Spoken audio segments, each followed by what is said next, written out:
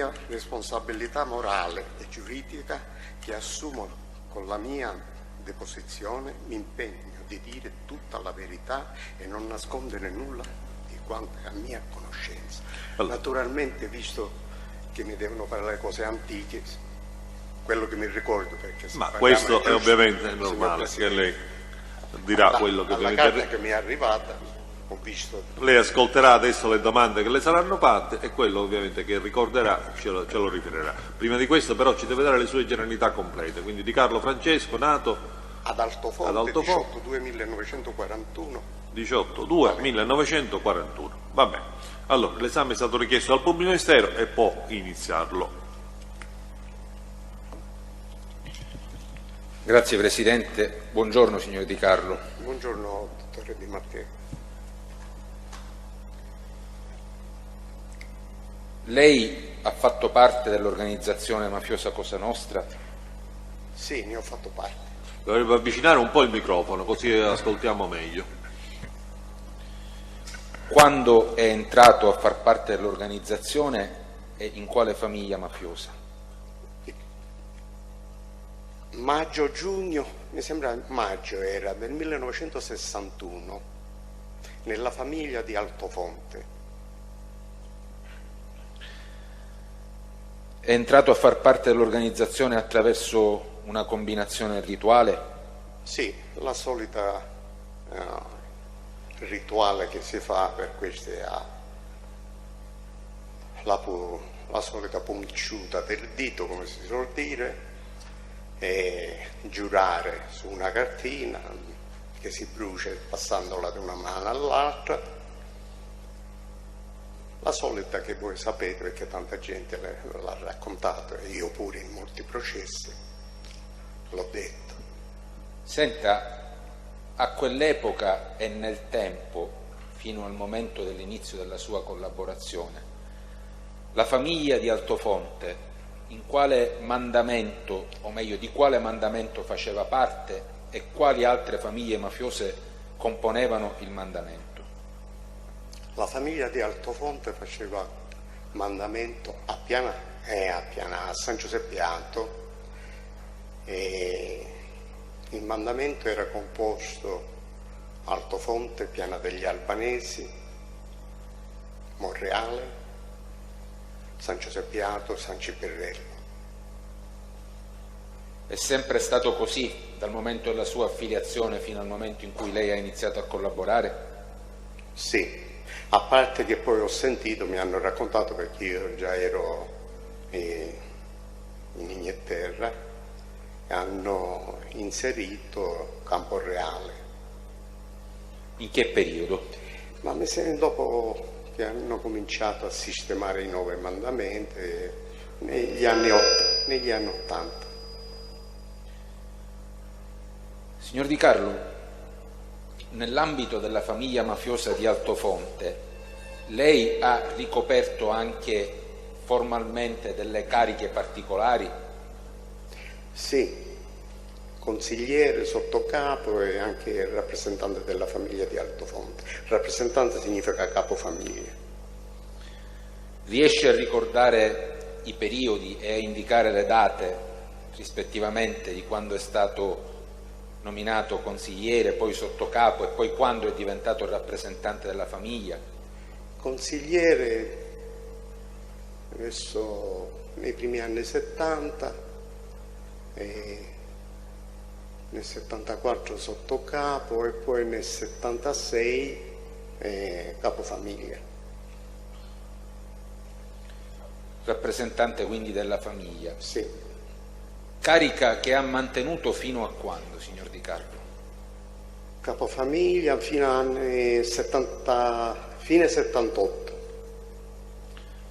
Poi mi sono dimesso perché di capofamiglia o di una carica dentro la famiglia uno si può dimettere, va bene? Non può uscire di Cosa Nostra se non lo mettono fuori, ma di una carica o capodecino o capo si può dimettere. Scusi, signor Di Carlo, dovrebbe avvicinare ancora di più il microfono perché dai siti collegati non sentono bene. Così va bene? Proviamo, adesso eventualmente ce lo faranno sapere. Prego, pubblico ministero. Sì, grazie. Senta, ci sono altri componenti della sua famiglia di sangue che hanno fatto parte dell'organizzazione mafiosa Cosa Nostra e in particolare della famiglia di Altofonte? Sì, 2 miei zii, un fratello di mia mamma, un cognato di mia mamma che mi veniva zio perché era sposato una sorella, e mio nonno, e dopo di me, io negli anni 70, mi sembra 76, ho combinato la famiglia Altofonte, abbiamo combinato anche 2 dei miei fratelli, Giulio e Andrea.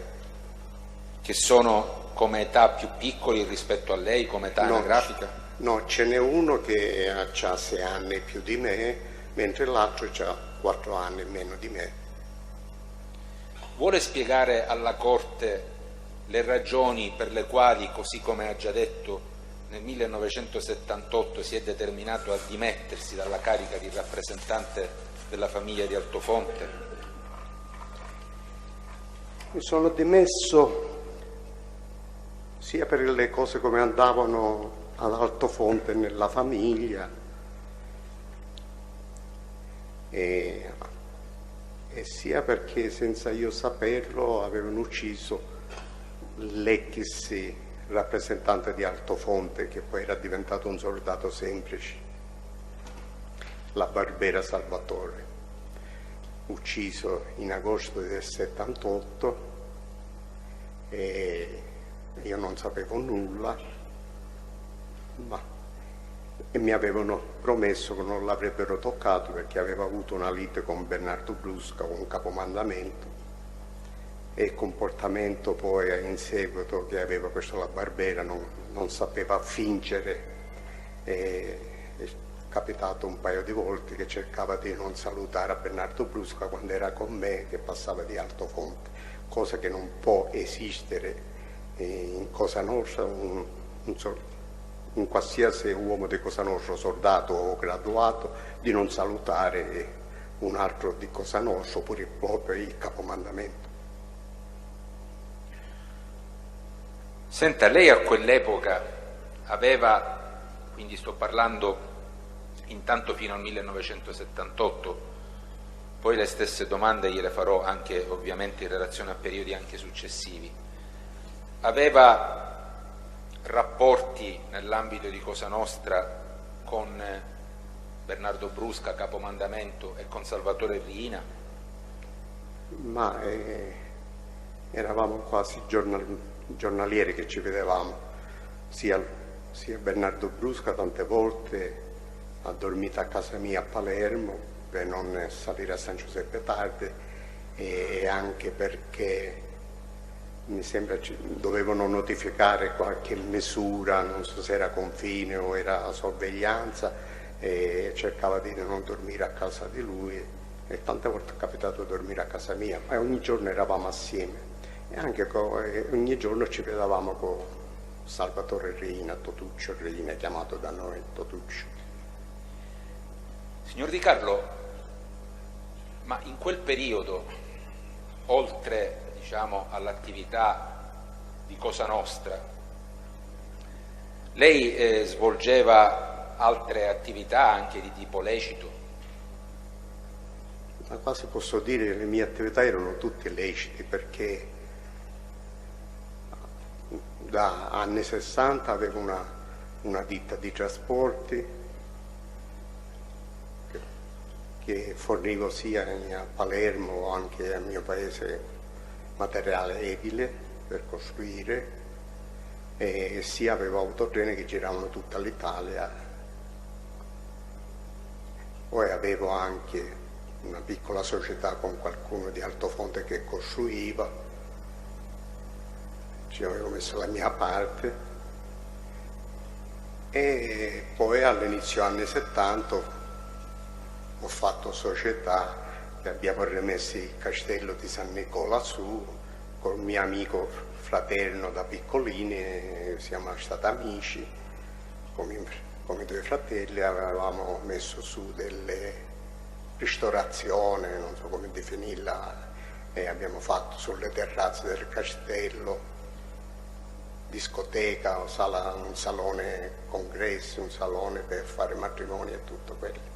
Chi era questo suo amico con il quale avete fatto questa società per la conduzione di questa attività del castello? Alessandro San Vincenzo, principe San Vincenzo, una nobile famiglia siciliana, palermitana più che siciliana.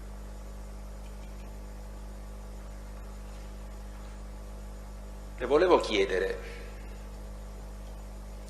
nella sua situazione in Cosa Nostra,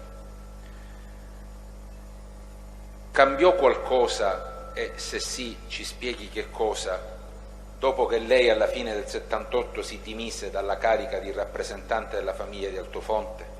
Sì, uno dimettendosi diventa soldato semplice. Soldato semplice, sono stato messo a disposizione del capomandamento.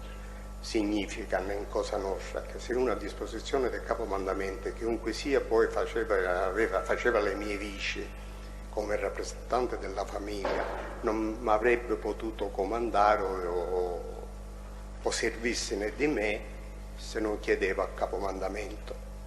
Allora, visto chi ero io nel senso nell'ambito di Cosa Nostra, ha cercato di garantirmi questa posizione Bernardo Brusca, che poi con Michele Greco dice, avendo bisogno sempre per riunioni e cose, l'avevo sempre organizzato io le grandi riunioni, o regionale o provinciale, sono stato messo... Cosa intende per, scusi, riunioni regionali o provinciali? Se lo può spiegare subito senza entrare nel dettaglio.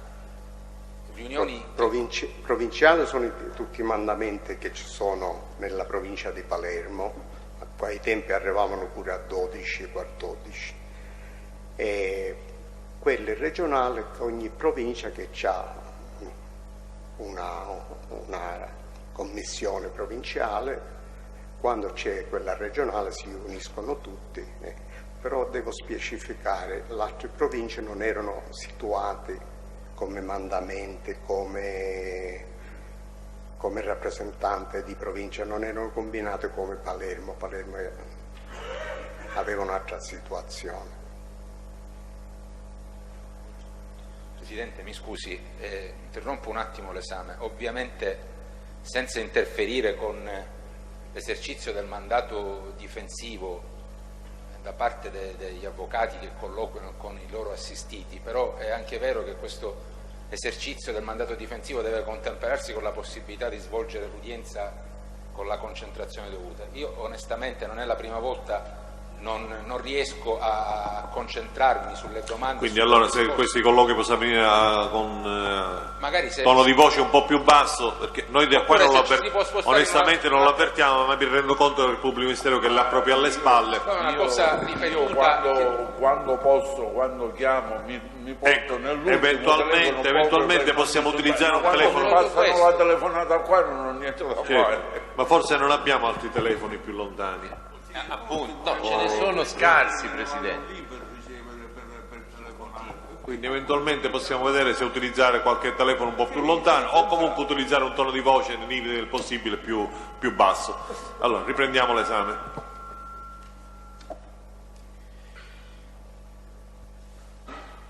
Dopo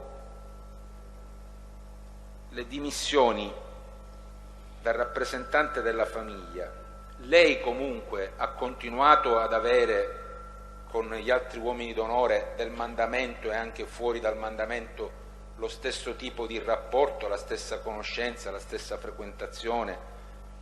Per esempio poc'anzi ha detto che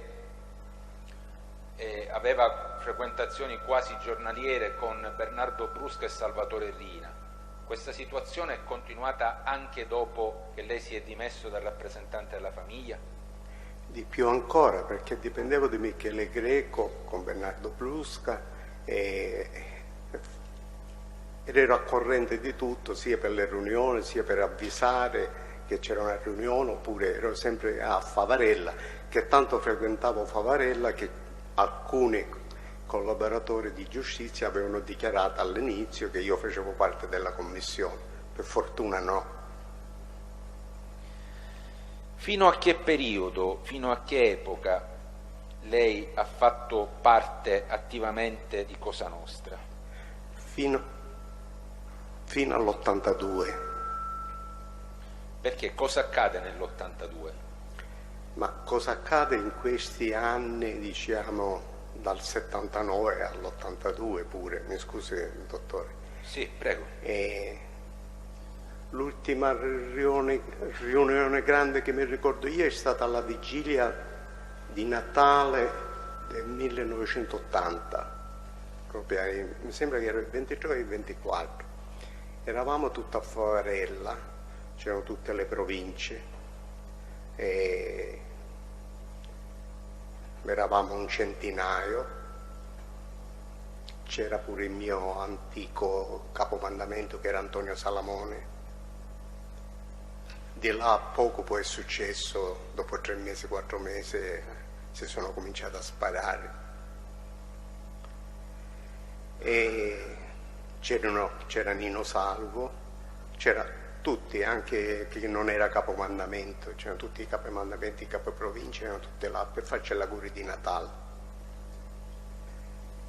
E io ero pure là. Io ero già latitante in quel periodo, devo precisare, ero sceso perché stavo di più fuori, stavo a Roma, andavo a Londra e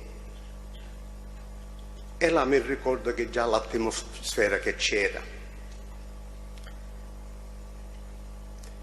Quando sono arrivato, che tanti erano là, Totò Reina era nel caseggiato, no, caseggiato principale, i caseggiati erano tanti a Favarella, questo caseggiato era più staccato e c'era un piano superiore. Totò Reina era là sopra, a primo piano, che riceveva le persone, ma come già fosse lui capo della Sicilia. Lui aveva questo carattere anche per fare vedere agli altri, si andavano a confessare con lui.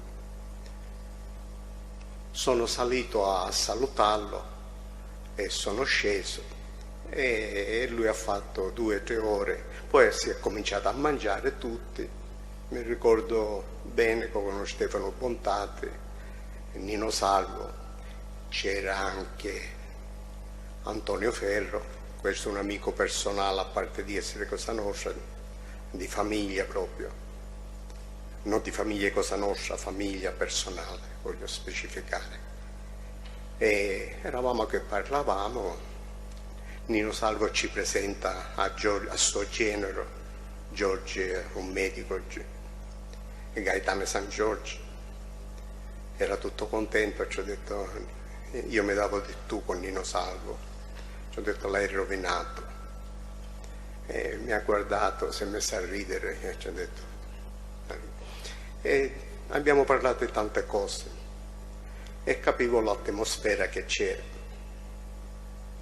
Questa è l'ultima riunione che io mi ricordo. Poi ne ho incontrato tante persone di Cosa Nostra, si parlava anche con Michele Greco. Io ogni volta che scendevo a Palermo ci andavo. Lei poc'anzi ha indicato una data precisa quando io le ho chiesto fino a che periodo aveva fatto parte attivamente di Cosa Nostra. Ha detto fine 82. Nel secondate che ti diano l'82, no? Mi ricordo se era settembre così.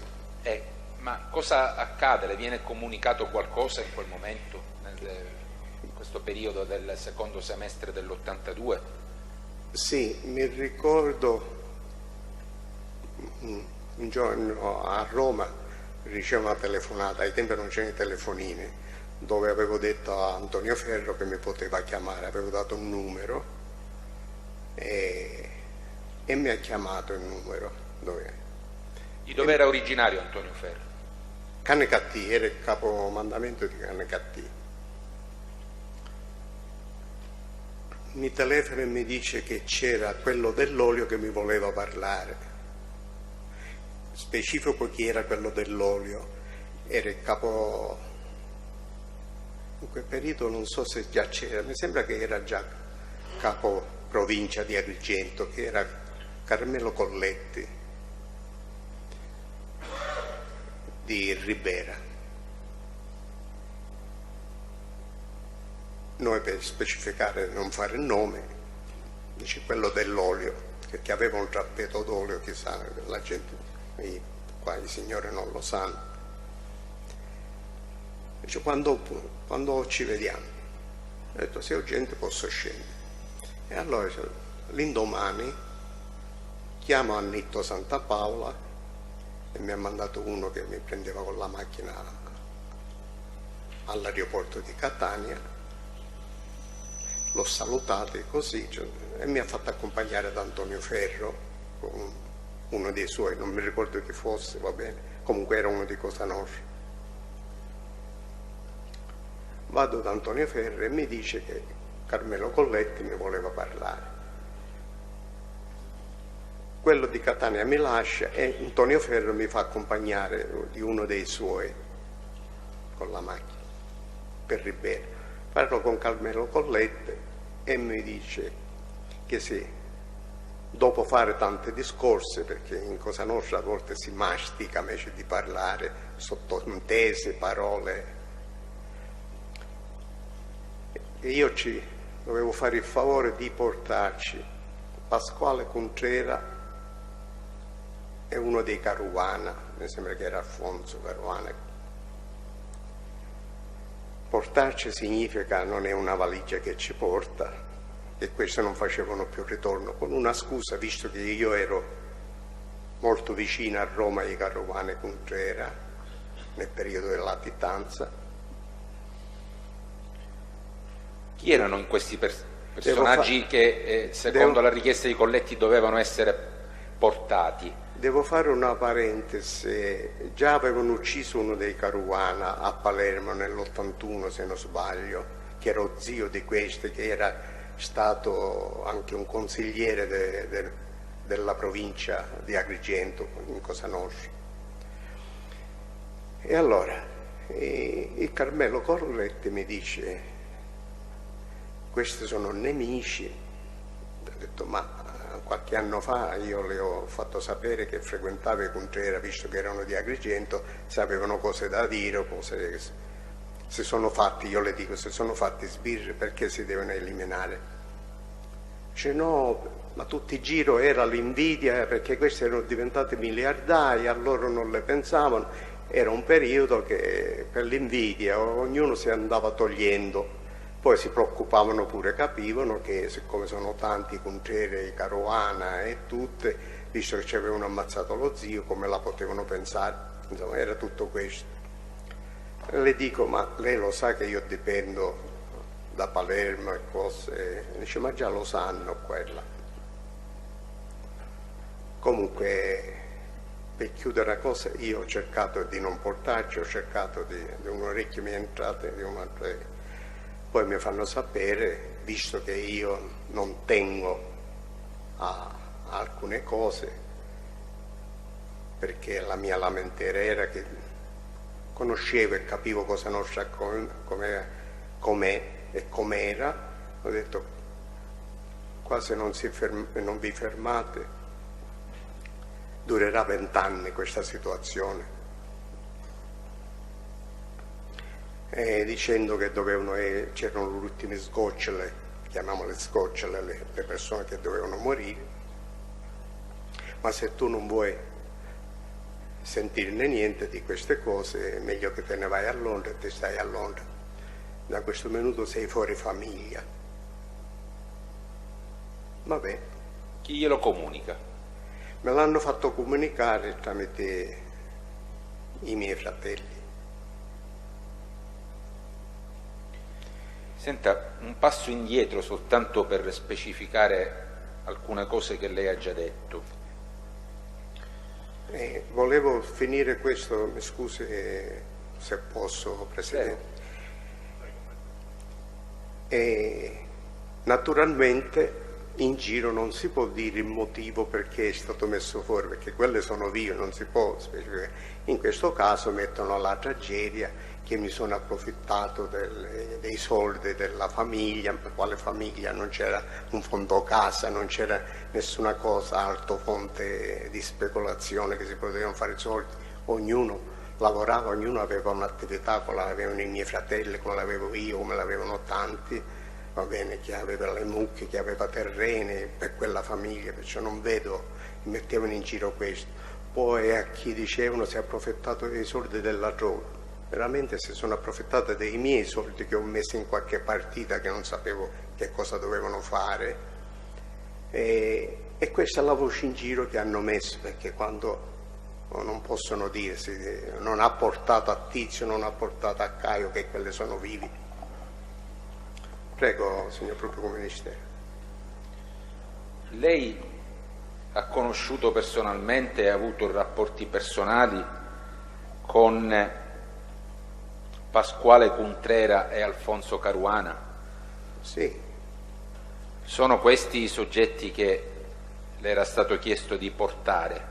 Sì, tutti e due, ma conoscevo tutti i Cuntrera e sia tutti i Caruana. In quel periodo, lei ha detto 81 circa, questi soggetti, Pasquale Cuntrera e Alfonso Caruana, lei sapeva dove risiedessero abitualmente?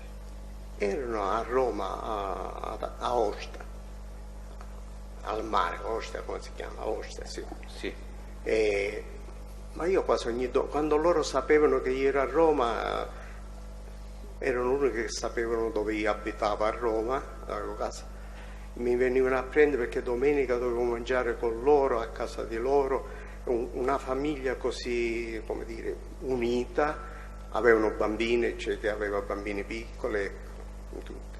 E le donne, sapendo che io ero latitante, un'altra volta mi chiedevano se avevo camicie da lavare o qualcosa, erano come si so fare in Sicilia, perché sono rimasti così, come generosità unita, mentre io non avevo problemi, perché lavanderia, cose, se avevo problemi, ma poi dovunque arrivavo avevo sempre il cambio di vestiti o di camicie o di qualsiasi cosa. Però per dirci la generosità, e questo io sono stato sempre, specialmente quando ero più giovane, un giocorellone con i bambini e cose. Mi è sembrata realmente una cainata a prendere i genitori e portarli al macello pensando a quei bambini. Senta, per ora stiamo facendo soltanto delle domande così un po' generali per capire la sua storia in Cosa Nostra e dei suoi rapporti con Cosa Nostra. E allora le volevo chiedere, successivamente alla comunicazione della cosiddetta messa fuori famiglia che le fanno i suoi fratelli, la comunicano i miei fratelli, non me la fanno loro. Sì, infatti ho detto della comunicazione. E prima del suo arresto in Inghilterra, che avviene, lo può anticipare alla Corte? Il 21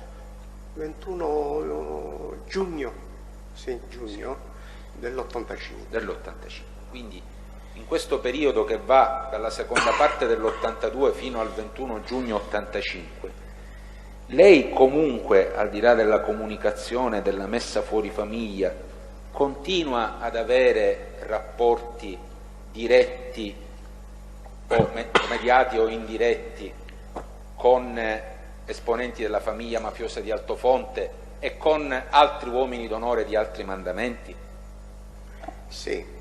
E prima di questo però forse dovrebbe anche essere un po' più preciso su questo suo trasferimento a Londra, perché è rimasto un po' sul vago, cioè in sostanza le è stato imposto, chiarisca un po' questo punto. No, ma hanno detto Londra perché già dal 76 avevo un'attività là, avevo la residenza là. Cioè quando lei ha detto, mi hanno detto statene a Londra, che significava? Spieghi un po' meglio.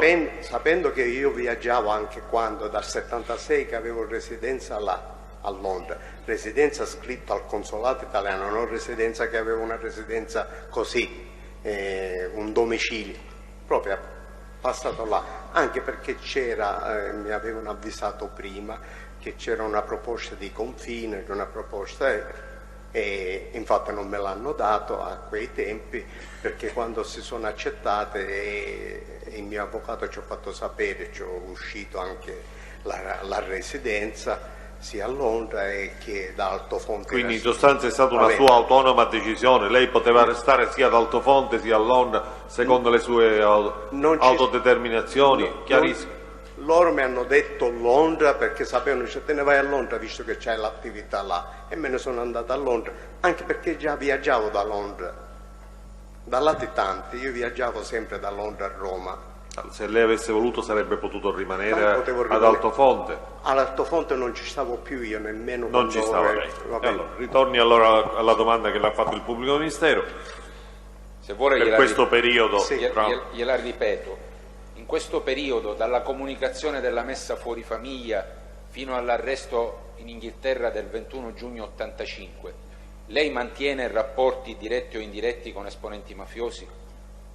Sì, cominciando dai Caruana e Contreras, che una parte erano a Londra, l'altra in Canada o in Venezuela, perché dopo devo ritornare nel discorso, dopo che io non ce l'ho voluti portare. Naturalmente come Cosa Nostra io non le dico, vede che vi vogliono fare la pelle, però quello che è pratico di Cosa Nostra, e c'era Pasquale che era antico di Cosa Nostra, ci faccio: ma che fate qua? Ma perché non ve ne andate in Canada? Ma perché non ve ne andate in Venezuela, visto che già c'era guerra di mafia e cose?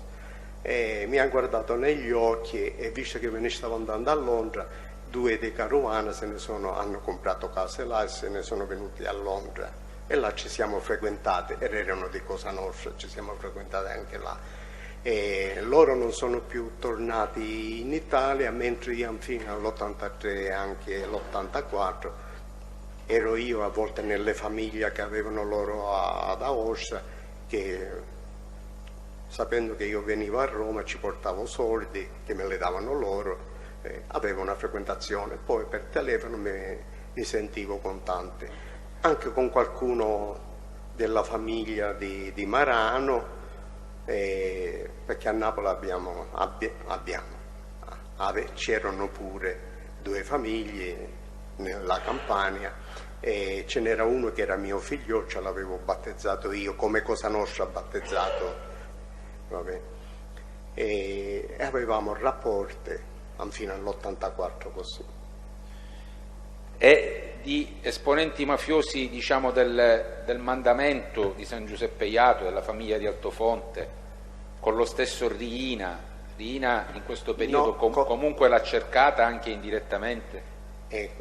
Con i miei fratelli mi sentivo sempre finché erano liberi, sì, perché erano usciti nell'82, erano stati assolti in quel processo, dovevamo che io ero latitante.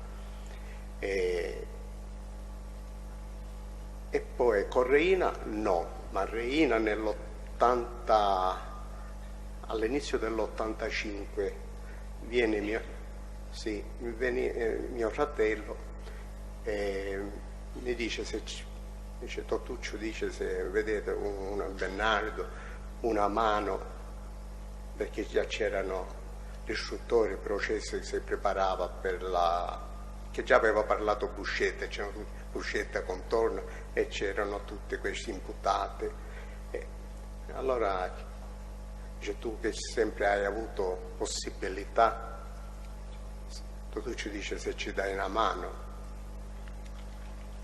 E ci ho detto che i tempi erano cambiati, non avrei potuto farlo perché sia nel tribunale di Palermo le cose erano cambiate, perché con l'evento di Buscetta si era saputo cos'era Cosa Nostra, come erano organizzate, cosa era, perché prima si parlava così, ma uno poteva parlare se aveva un'amicizia, di andare a parlare con, che ne so, con un presidente di corte d'appello o di assise o giudice istruttore, ma quando si scopre cosa c'era è molto difficile anche per un politico oppure per una personalità di andarla a disturbare per poter parlare di quelle cose. Erano cambiata la cosa, solo Rino non se ne accorgeva che era cambiata la situazione. Quale dei suoi fratelli le riporta questa richiesta di Riina? Andrea. Ma Riina aveva un motivo particolare per rivolgersi proprio a lei? Era a conoscenza di una sua particolare possibilità, diciamo, di condizionare in qualche modo attività giudiziarie, di indagine o di processi?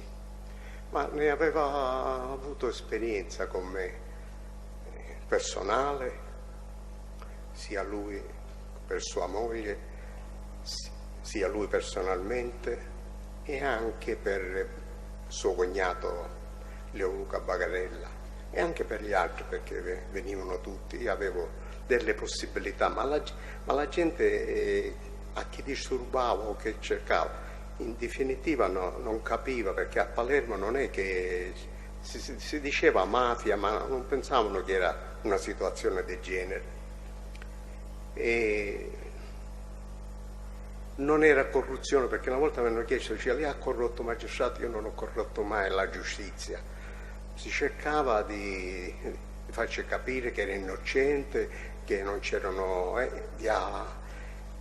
come dire, spingere. Se un istruttore doveva durare un anno e mezzo, cercava un anno per finire l'istruttoria, se c'erano prove lo rimandavano o se non c'era usciva invece di stare, oppure nel processo cercare di mediare un po'. E le posso dire che ai tempi si faceva non per colpa dei magistrati, perché una volta non so chi è stato, mi ha chiesto, cioè, in Cassazione come aggiustavate i processi? Io ho risposto, ma perché quando arrivavano in Cassazione i processi di Cosa Nostra? Ma nemmeno in appello. Questa era la realtà di quel periodo, non di quel periodo, di una vita almeno, dagli anni 60 in poi. Ma in relazione a quali vicende giudiziarie Salvatore Riina e la moglie avevano, diciamo, sperimentato questa sua possibilità? E allora, il Riina era stato imputato nei 114, non mi ricordo che c'è un processo, e all'inizio anni 70 mi sembra, e c'era un processo poi, ma lui è uscito nell'istruttoria, Riina prosciolto nell'istruttoria. E Luciano Ligia è arrivato nel processo e mi sono interessato per Luciano Ligia, che è stato assolto. 2 o 3, va bene, perché anche là è nata una lite, perché il Riina era fatto così, era unico.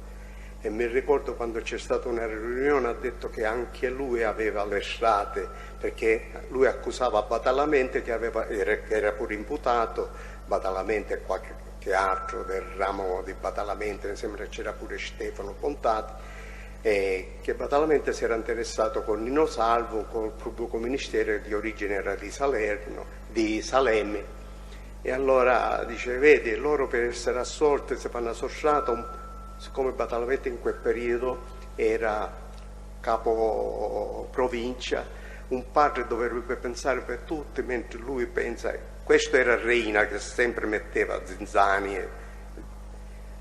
E quando è stato lui assolto già fuori nel processo, e sia Ligio è stato assolto e qualcuno che ci interessava, anche noi abbiamo la nostra strada. Ma Rino non ha saputo mai a chi mi rivolgevo io e che strade facevo. Ogni tanto mi chiedeva, perché questo lo devo ammettere, Rino era generoso per fare chissà regali o meno. Mi faceva, Fracci, dobbiamo fare il regalo a questo. Totuccio, non ci pensare, ci penso io. Ma lo facevo io anche per non ci fare sapere chi erano, perché sapevo che si rovinano le persone. Pure quella persona che aveva cercato di fare una parte buona veniva rovinato con Cosa Nostra, perché da dove passano Reina o gli altri era come Attila, distruggono. E io ci dicevo, stai tranquillo, Totuccio, me la spiego io. Quando è stata la moglie nell'appello, che già ci avevano dato nel primo processo i confini a una donna, ai tempi una donna al confine era, e sapendo che avevano mandato al confine la sorella di Luciano Ligio e ci ha perso la vita il procuratore Scaglione, per evitare anche questo ci ho detto mi interesso io, e nell'appello la moglie è stata assolta che non si mandava al confine, ciò lui ne sa. Come suo cognato Bagarella nel 76, mi sembra 75, così. Ci ho fatto dare la libertà provvisoria, pur essendo arrestato per armi di guerra, perché non poteva averla, perché armi normali poteva avere. Era arrestato per armi di guerra, non so che arma ci avevano trovato a San Lorenzo, e mi sono interessato. E là è successo pure un caso, l'ho scritta nel libro, che voleva ammazzare l'avvocato Mormino perché aveva capito che ero stato io a interessarmi, questo avvocato aveva parlato e Reina subito aveva accocciato, a questo lo faccio ammazzare domani perché ti rovina, questo lo fa sapere ai sbirri, perché per lui l'avvocato era uno sbirri. Questo è un po' che mi sono interessato. Mi sono interessato pure per la famosa strage di Via Lazio, non i processi di adesso veri, quelle che avevano arrestato dopo la strage del 69, che erano tutti innocenti veramente quelli. Là mi sono interessato, non erano corleonesi, c'era solo Gaetano Fidanzate che era giovanissimo, c'era un Sutera che poi è morto di un infarto, insomma là si sono ritirate all'accusa proprio come ministero, ma erano veramente innocenti. Che presidente non mi ricordo chi era Navarra forse come presidente, e sapeva che non c'era niente nel processo, e là mi sono interessato. Ma lei che tipo, adesso non è che possiamo scendere proprio nello specifico di ogni vicenda, ma che tipo di conoscenza e frequentazione sfruttava per potersi interessare?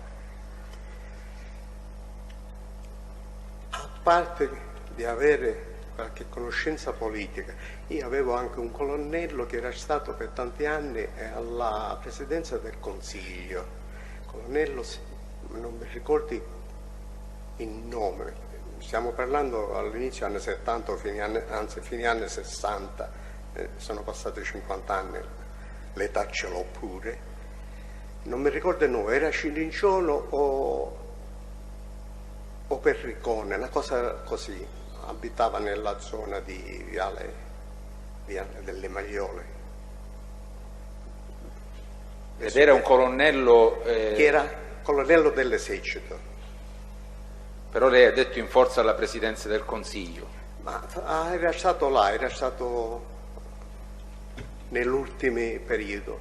Infatti ha avuto una volta una bisogna, è salito lui, ha cercato per fattore indulto, per fattore una cosa del genere, non mi ricordo più, e cercava di fare qualcosa. Ma questo l'avevo conosciuto perché io avevo conosciuto un generale Miceli.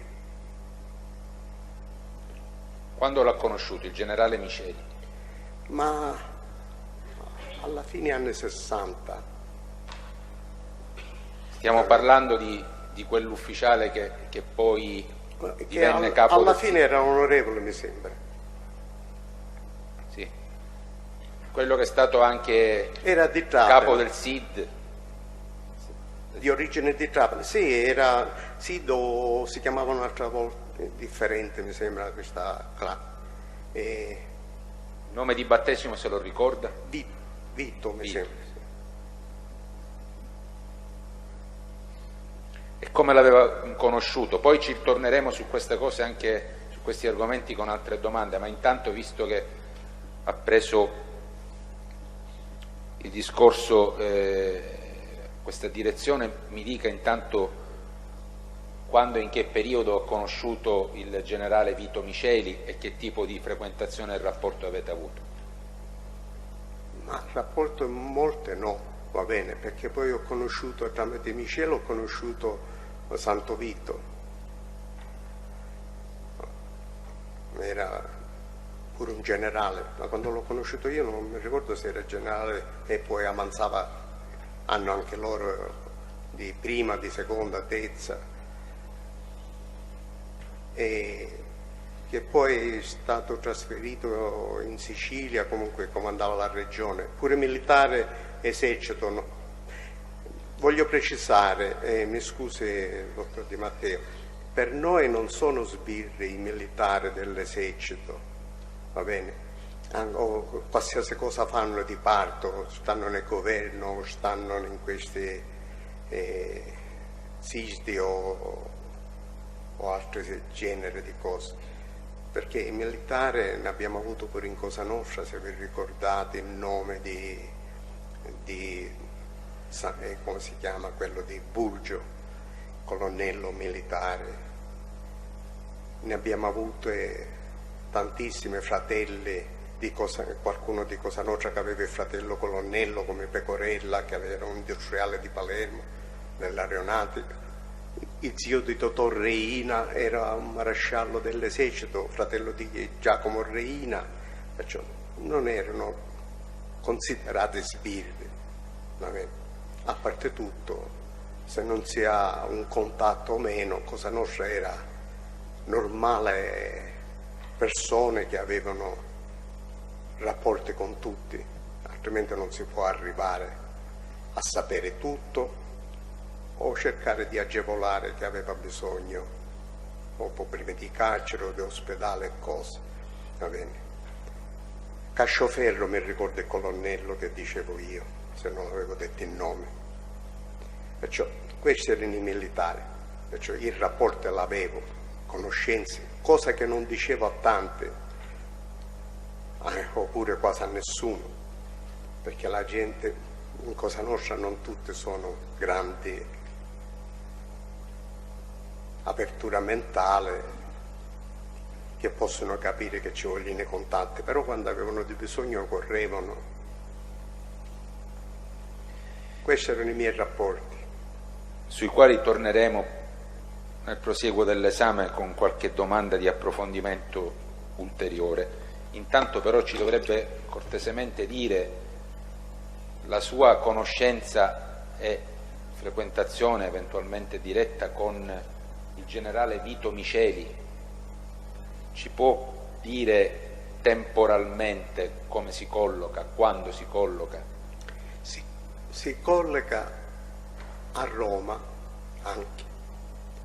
Questa è la collocazione geografica, sì. Temporalmente, diciamo, ma quando vi siete frequentati, conosciuti e poi eventualmente frequentati? Mi scusa che faccio una differenza, frequentare quando uno si frequenta, ma conoscenza che 2 o 3 volte per occasione, che dovevano parlare, gente di Cosa Nostra, o che ne so, per una cosa che dovevano sbrigare l'accompagnavo o meno. Non è una frequentazione, perché la frequentazione la interpreto come amicizia. Non si può chiamare amicizia, però una buona conoscenza. E col colonnello Santo Vito, le anticipo soltanto. Col colonnello Santo Vito più amicizia, perché se io andavo a Roma lo incontravo, è capitato 2 o 3 volte di andare a pranzo assieme, è capitato in una riunione che si è fatta nel 1980 mi sembra, sì, prima che si scoprisse la lista dell'AP2 e cose, perché è stata nell'81 che si è scoperta la lista famosa lista dell'AP2, perciò è stato prima, è stato nell'80, a fine 80, che c'è stata una riunione e io ero nell'ufficio di Lima a Roma, intendo, e con Nino Salvo, io ero latitante con Nino Salvo, siamo andati a c'era l'avvocato Guarrasi e c'era un'altra gente, persone. Ci siamo frequentate, ma anche con Santo Vito ci siamo frequentate a Palermo, mi veniva a trovare a Castello. A Palermo siamo stati anche in una festa, la principessa mamma del mio fraterno amico, o ex fraterno amico devo dire, perché altrimenti quelle che ascoltano dicono è ancora fraterno amico, e lo mettono nei guai a quel giovane principe, che poi è più grande di me, lo chiamo ma chi è? San Vincenzo. E la principessa, la mamma, al castello, non il castello che gestivo io, ma il castello di Solanto, dava una festa ogni anno, invitava i più intimi, c'erano prefetti, c'era la buonanima dell'amico mio Mattarella, che è Santa Mattarella, e c'era Santo Vito, c'erano tanta gente, io ero pure là in questa festa, e in due volte o 3 volte, ma lui mi veniva a trovare a volte al castello, se c'era una serata, qualcosa, veniva in compagnia, non so chi, se era la moglie, chi era, io non mi interessavo mai della compagnia che avevano, sono stato sempre molto discreto. E con Santo Vito posso dire che eravamo frequentare amici, perché poi quando sono stato latitante a Roma ci siamo visti, mi ha detto che se avevo bisogno di qualcosa, tutto quello che avevo bisogno, abbiamo continuato. E prendevo era consapevole quando vi incontravate a Roma e lei era latitante del suo stato di latitanza? Ma certo. In quel periodo, e poi ci ritorniamo dopo, le ripeto, però mi segua con le domande, se è possibile dia risposte precise. In quel periodo il colonnello Santo Vito era in forza a qualche servizio segreto o ancora all'esercito, per quella che era la sua conoscenza? Poi dal 78, ma prima che andava a fare il direttore del Sisme, mi sembra si chiamasse Sisme ai tempi, nel 78 già sapevo che dovevo andare là a dirigere, perché prima era a Palermo e poi se n'è andato. Quindi, a Roma. Quando vi incontravate a Roma e lei era latitante, il colonnello Santo Vito che cosa faceva? Era il direttore del Sisme e ho conosciuto un po' di persone che erano con lui, 2 o 3, perché lui era uno che stava attento a queste cose, uno solo, una persona sola che non so se era capitano o era maggiore a quei tempi, che mi aveva fatto simpatia, e ci ho detto ma c'hai niente da incontrare se lo frequento? No, dice figurati, Mario è un mio preferito, e con Mario ci siamo sentite, anche andate a mangiare quando io ero a Roma latitante, a mangiare assieme. Chi è Mario come, se lo ricorda? Adesso lo so, ai tempi non sapevo chi era, va bene, Mario, così me l'ha presentata cosa. Adesso dopo un po' di tempo ho saputo com'era, e si chiamava Mario Ferraro, o Ferraro mi sembra, Ferraro sì. E questo qua l'hanno suscitato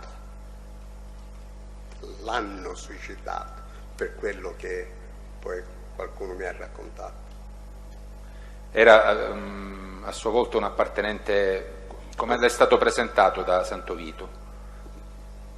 Lo vedo là con lui e lo vedo pure in quella società, in quella riunione che c'era stata, va bene, non ci potevano essere altri, erano tutti in borghese, va bene,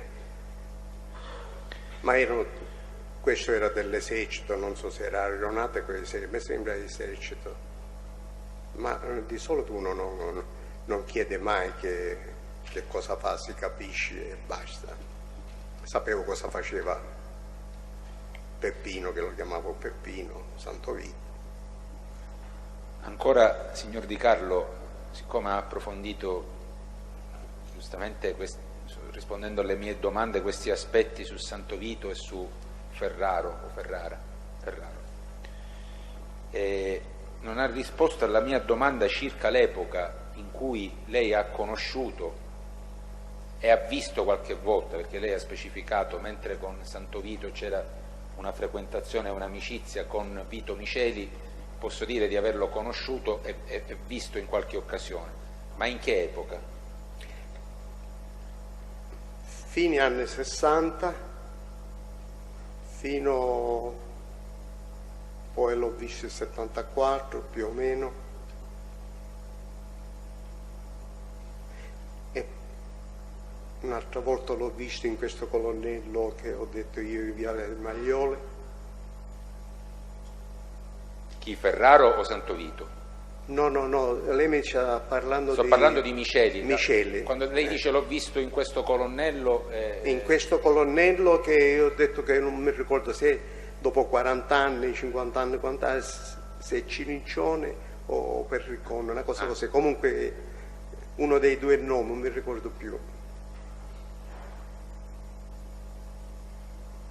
Cioè l'ultima volta che ha visto Miceli, per quello che può ora ricordare, quando è stato? In che periodo ci troviamo?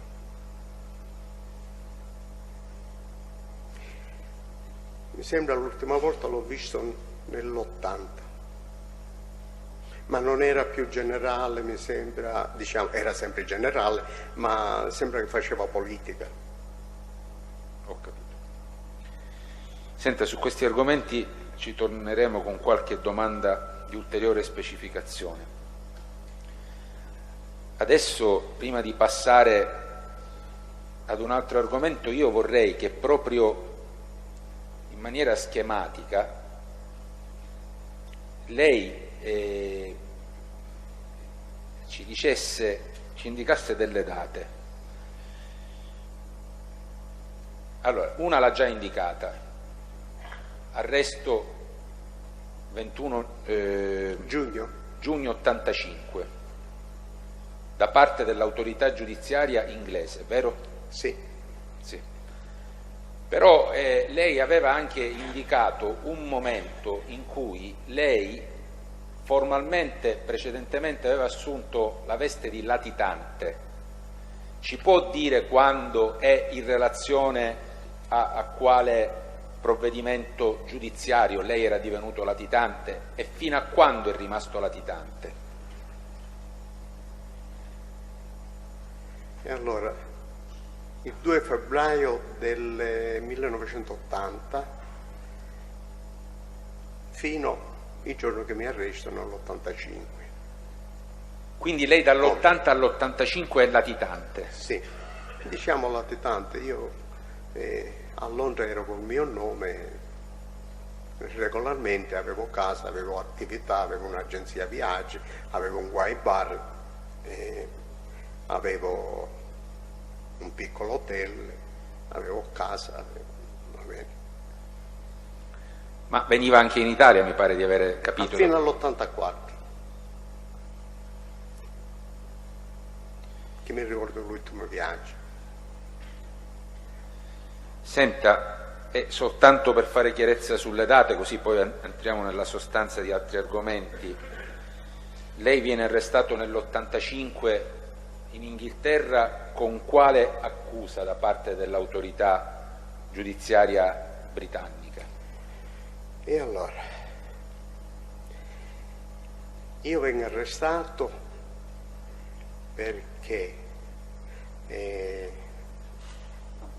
la polizia di là seguiva a un italiano che poi è stato arrestato, che veniva a volte nel mio ufficio dell'agenzia viaggi. Questo era pedinato, venendo là, noi usavamo, non lo uso in inglese, ma a volte uscivamo e ci andavamo a prendere un caffè.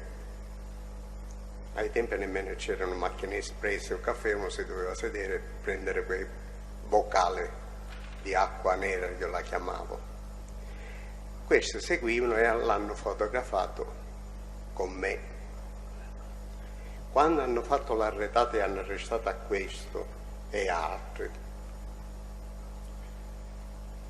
sono arrivate pure a arrestare me perché avevano seguito, visto in quale villa abitavo.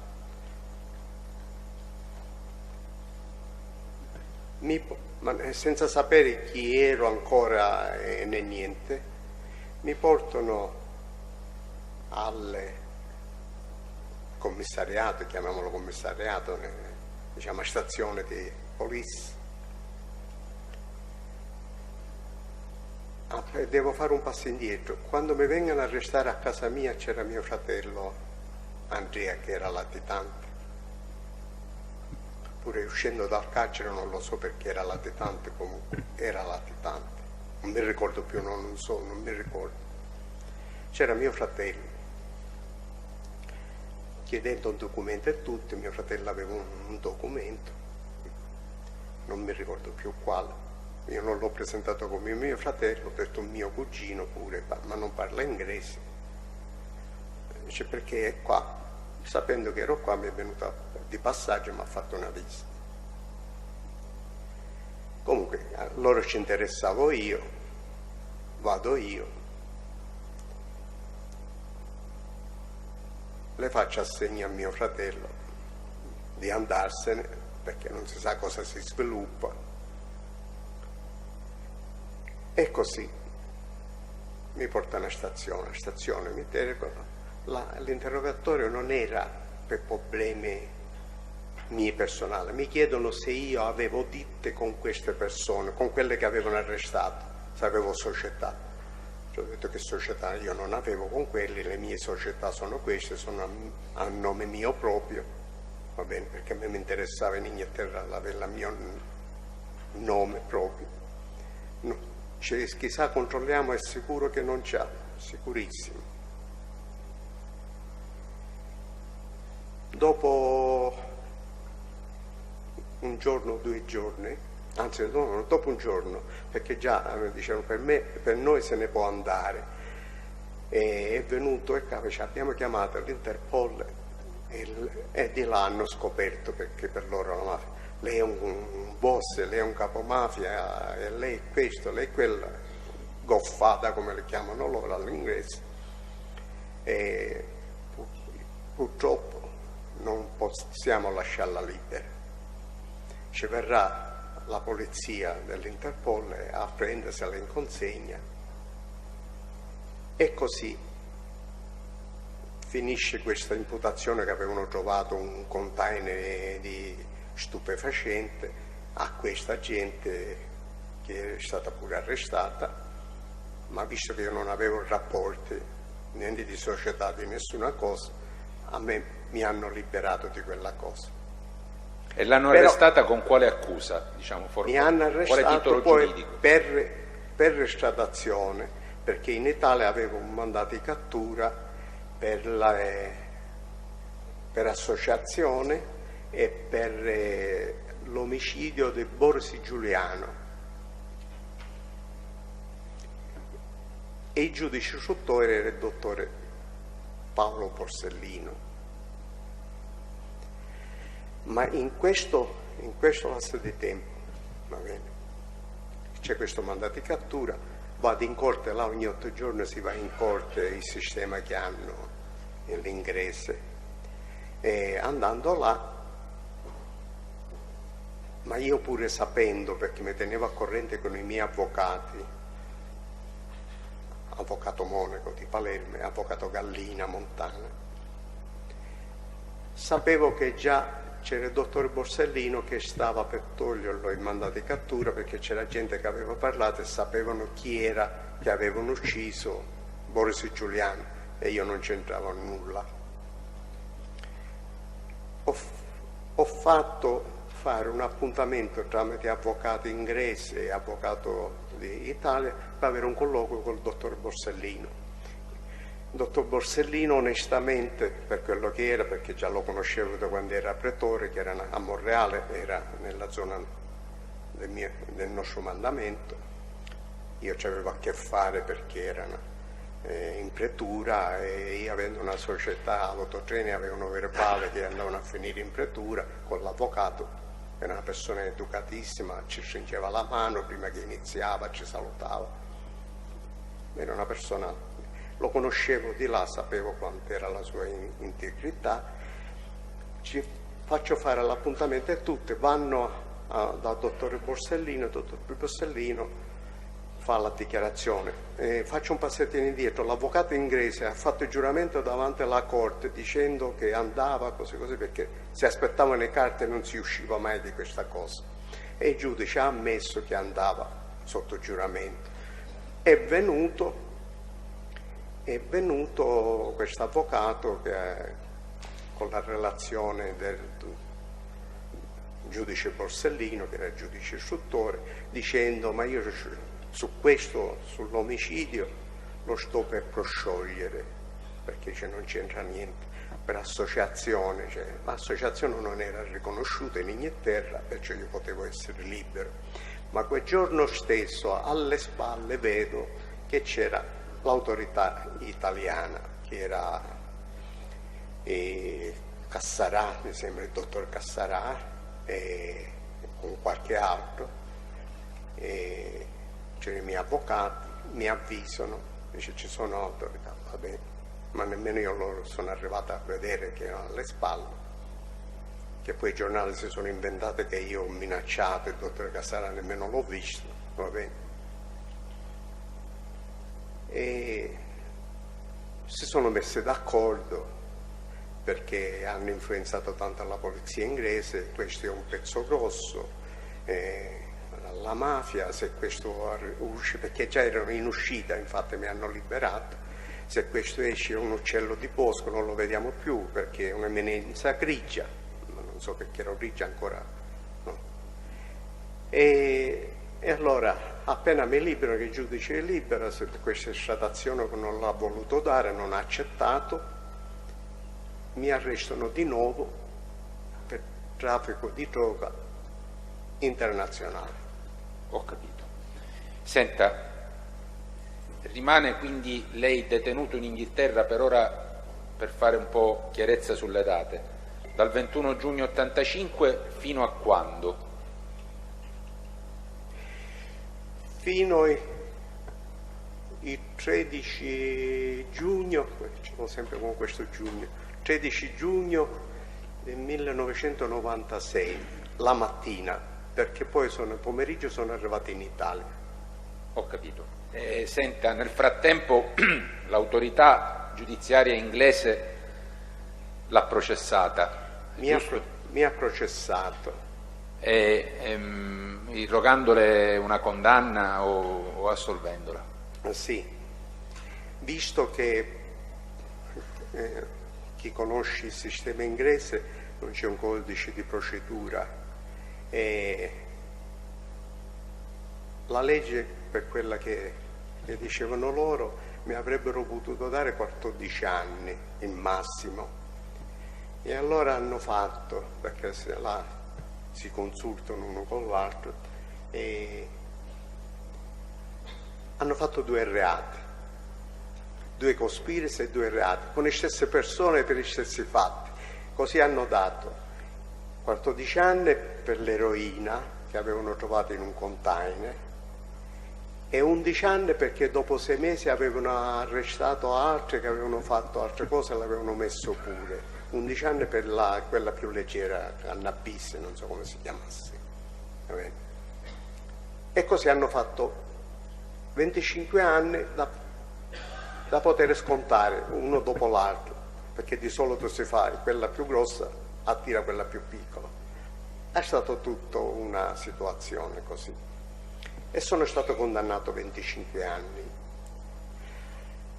In questo periodo di 25 anni di condanna aspetto per l'appello, non mi volevano dare l'appello perché in Inghilterra l'appello non è che lo decidono, non è il sistema come in Italia, e l'avvocato mi comunica, dice: hanno rifiutato l'appello.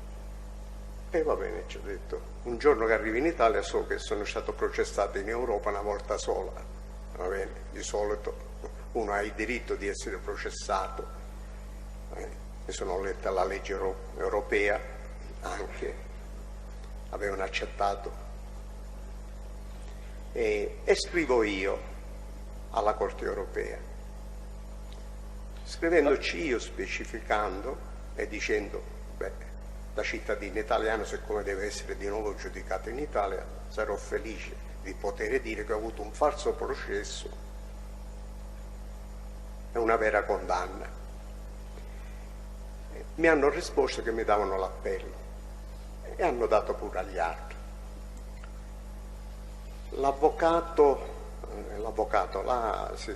Io direi comunque non è necessario approfondire tutti questi aspetti. Lo scopo del pubblico ministero è di arrivare a capire quale condanna lei aveva al momento in cui poi viene in Italia, e quindi suppongo poi inizia a collaborare, come credo poi verremo. Quindi lei aveva questa condanna a 25 anni, in quel momento. Andiamo avanti, pubblico ministero. Sì, signor Di Carlo, e nell'andare avanti nell'esame adesso invece andiamo indietro nel tempo, cioè io le devo fare una serie di domande sul periodo in cui lei ancora, prima del 21 giugno 85, comunque è libero o latitante, ma comunque non è in carcere. E la prima domanda che le faccio, lei ha già fatto un cenno a proposito di una riunione a Roma, io volevo sapere che tipo di rapporti, di conoscenza, di frequentazione ed eventualmente di confidenza lei nel tempo ha avuto con i cugini Nino e Ignazio Salvo, già lei l'ha detto incidentalmente, originari di Salemi.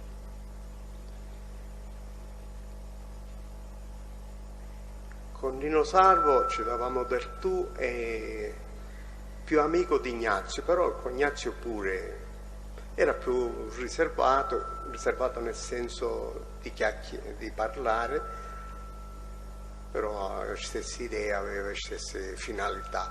Con Nino era più spontaneo, se posso usare questo aggettivo, e l'ho frequentati anche perché Nino, chi me l'ha presentato di origine, mi era rimasto legato, poi qualcosa lui ha avuto di bisogno, pure lui, io ho avuto bisogno di lui, ma ho avuto lui anche bisogno di me, e me l'ha presentato Gaetano Badalamenti. Quando? In che epoca? Ma non so se all'inizio, proprio anni 70. Senta, ma avevano un ruolo in Cosa Nostra questi Nino e Ignazio Salvo? O devo dire anni 60, perché le devo dire che la cameriera di Altofonte, che ha lavorato per tanti anni, da Nino Salvo era di Altofonte. Un avutista che per tanti anni 60, ha lavorato con Nino Salvo, era pure Altofonte, perciò non posso stabilire se è stato all'inizio 80 o prima. Comunque a me Gaetano Badalamenti me l'ha presentato. Gaetano Badalamenti, siccome io ero sempre con Nino Badalamenti, cugino. Sì, il pubblico ministero le ha chiesto però se avevano una qualche carica. Sì, rispondo. Per precisare i tempi, siccome mi ha chiesto pure in quale periodo. Certo, prima erano soldati semplici, va bene. Poi nel tempo Nino è diventato, mi sembra, consigliere o sottocapo della famiglia, o sottocapo era Ignazio, comunque avevano poi una carica negli ultimi periodi. Lei fino a quando ha mantenuto questo rapporto anche di frequentazione personale con Nino e Ignazio Salvo? L'ultimo incontro fisico, proprio di incontrarci così visuale, chiamiamolo visuale, è stato nell'83 a Roma. In occasione di quella riunione a cui ha fatto già cenno? No, quella è stata nell'80, ancora non c'era tutta la, chiamiamola, guerra che ha. Poi quella era a Palermo, se abbiamo capito bene. Sì. Mentre questa lei sta parlando nell'83 no, invece... va bene, forse ho parlato pure prima, mi scusi Presidente, che c'è stata una riunione a Roma che con Nino Salvo ero andato in una villa fuori Roma. Comunque questa. Però nell'83 erano in questa situazione loro, che erano a Roma e avevano avuto problema, mi sembra, del cugino che c'era scomparso, non mi ricordo, abbiamo parlato un po' di tanto. E io l'ho consigliato di avvicinarsi a Reina, perché sapevo che Reina cosa ne pensava di loro. E cioè? Ma questi erano stati sempre intimi con Stefano Bontate, stravedevano con Badalamenti, Gaetano Badalamenti, e non è che ci stava bene a Reina. Poi a Reina c'è stato un periodo che era sospettato che ci aveva sequestrato il suocero e non aveva fatto più tornare a casa, e nessuno ci toglieva dalla testa e Salvo, perché ce l'avevano messo pure in testa, o Badalamenti o Bontate, che era stato Reina con i suoi intimi che aveva nella zona entrata. Mentre posso dire che là, onestamente, Reina, mentre ha fatto tanto per toglierci tutti quelli che avevano fatto questo sequestro, perché c'era una banda di sequestratori che non erano cosa nostra, che ne sono morte qualche 20-22, e là Reina si è adoperato. Onestamente Reina non l'aveva fatto, però era, come si suol dire, dentro Cosa Nostra girava questa voce, mentre non era vero. Senta, per capire bene il grado di confidenza su vicende criminali che lei aveva o non aveva, ce lo dirà lei, con Nino e Ignazio Salvo, lei ricorda se con Nino Salvo, con Ignazio Salvo, avete mai parlato, o meglio se loro hanno mai parlato a lei dell'attività del dottor Chinnici e della necessità di ucciderlo? Ma vede, dottore Di Matteo, il primo rivale è stato il dottor Chinnici per il Salvo. Specialmente Nino Salvo faceva come un pazzo su questo. Ho assistito io al discorso nell'82, già che era indagato da Michele Greco, quello che diceva di Chinnici, e ha chiesto a Michele Greco, perché Michele Greco era intimo con i Salvo, specialmente dopo, quando è diventato lui capo provinciale e capo regione. Come sa che, intanto chi è che ha chiesto a Michele Greco e che cosa, e come lo sa lei? Per quello che so io, l'ha chiesto a Michele Greco di farci il favore di Chinnici. Naturalmente Michele Greco non faceva nulla se non lo diceva a Reina, perché Reina in quel minuto aveva preso pure il comando della situazione, pur restando come erano le cose, e Michele Greco si affidava al suo giovane cugino Pinuccetto Greco e hanno chiesto di fare questa strage. Ma lei di uccidere, no? Poi hanno deciso loro come la dovevano fare, di uccidere Chinnici. Faccio un favore a Nino Salvo. E lei questa cosa la sa anche dalla bocca di Nino Salvo? Certo, va bene, ma ero presente con Michele Greco. Come, scusi? Ero presente da Michele Greco a Favarella quando è venuto Nino Salvo.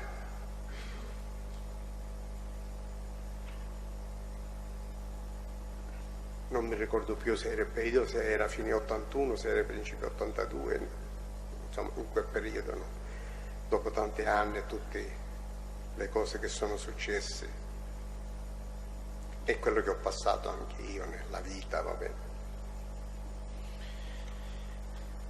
Senta, sempre per capire il tipo di rapporto che aveva con determinate persone, ed è importante anche per il prosieguo dell'esame, le ho chiesto di Nino e Ignazio Salvo, adesso le voglio chiedere quali sono stati i suoi rapporti con, se ci sono stati, con Antonino Gioè di Altofonte. Beh, Antonino Gioè è mio cugino, ma senza essere parente non so come spiegare la parentela, già con suo padre che era un mio soldato, va bene, Ci abbiamo chiamato i miei zii sempre cugini, ma sa perché eravamo parenti?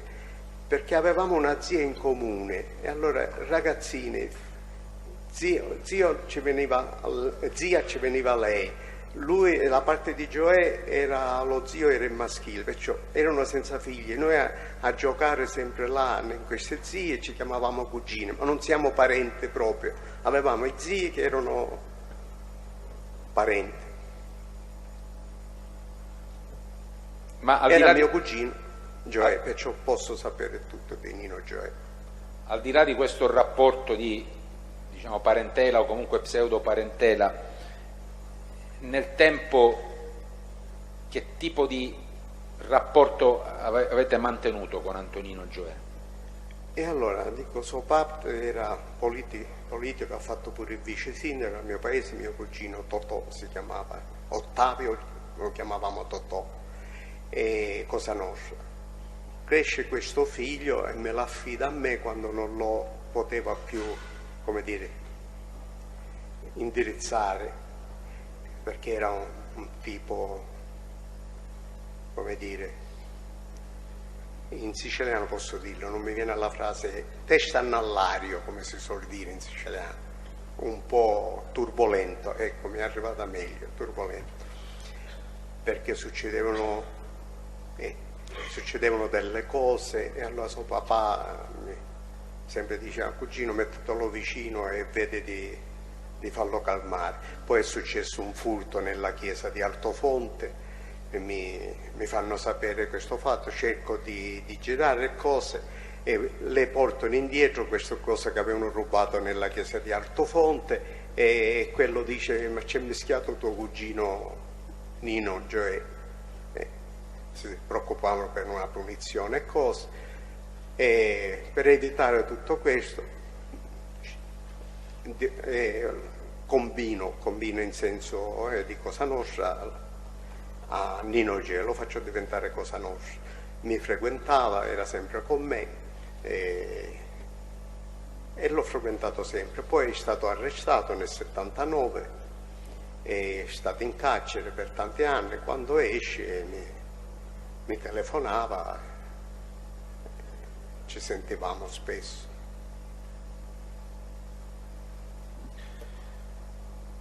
Poi le farò altre domande sui contatti anche telefonici con Nino Gioè.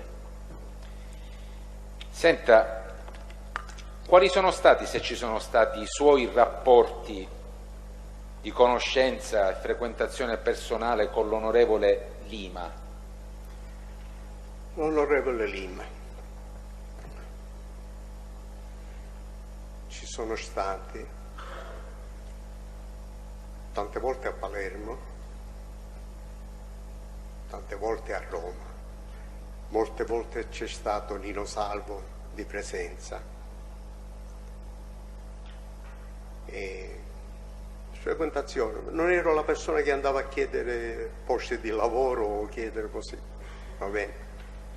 C'è un buon, forse per questo mi frequentavo di più, che non ho chiesto mai, anzi lui mi ha chiesto una volta un piacere, perché non so se era suo figlio o era figlio del fratello, no, è figlio del fratello era, che ha voluto aprire un laboratorio, era medico, giovanissimo, ad Altofonte, e allora la prima cosa che ha fatto, fammelo sapere, ci siamo incontrati, per raccomando, questo ragazzo è aperto, ma poi è stato un anno e se n'è andato, per dire, il favore me l'ha chiesto lui e noi a lui. L'onorevole Lima sapeva che lei era Cosa Nostra?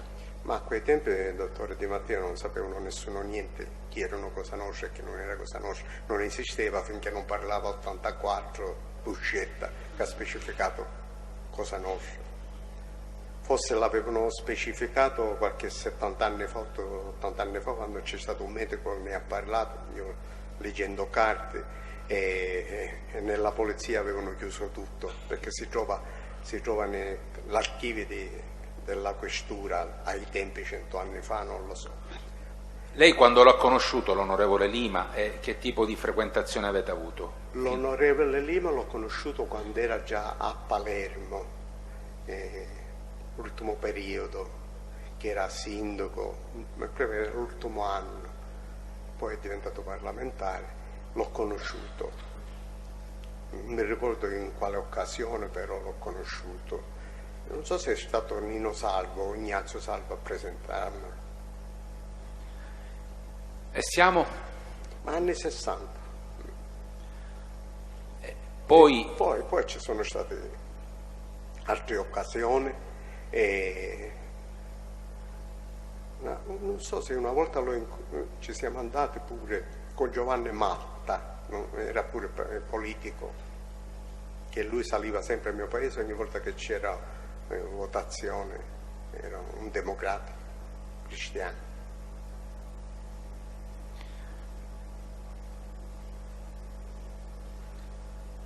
Ma quali erano i motivi della vostra frequentazione? Dove avveniva la vostra frequentazione? Perché lei ha detto io non andavo a chiedere favori. E allora diciamo, lei non svolgeva attività politica, se non sbaglio.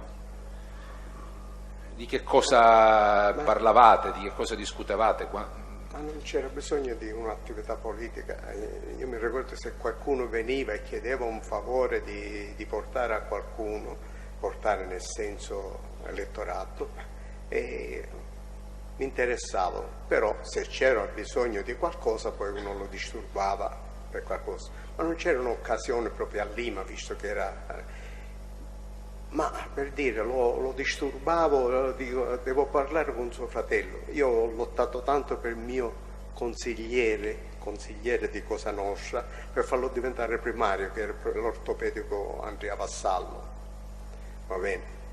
E siccome il fratello era direttore sanitario e faceva pure parte, ho cercato politicamente, si cercava per qualcuna persona così che se lo osservavano per altre cose. Questa è frequentazione, una volta uno, una volta l'altro. Ho cercato di fare diventare primario una persona che ci tenevo tanto, ci ho fatto fare pace anche con i suoi cugini, con Michele Greco, che era il professore di pace, uno dei migliori chirurghi, lo meritava di essere primario veramente. Il mio consigliere non lo so, ortopedico, se lo meritava, però di pace proprio aveva in una clinica, era stato assistente professore Ligote, non mi ricordo come si chiamasse. Per dire questo, questi i rapporti.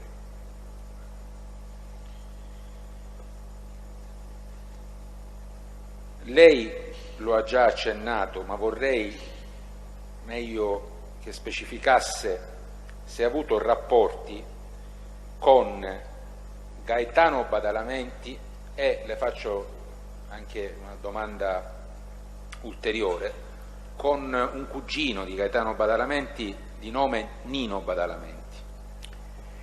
Rapporti con Gaetano Badalamenti, naturalmente Gaetano era un nome e una garanzia di Cosa Nostra, anche per il suo modo di essere e di fare.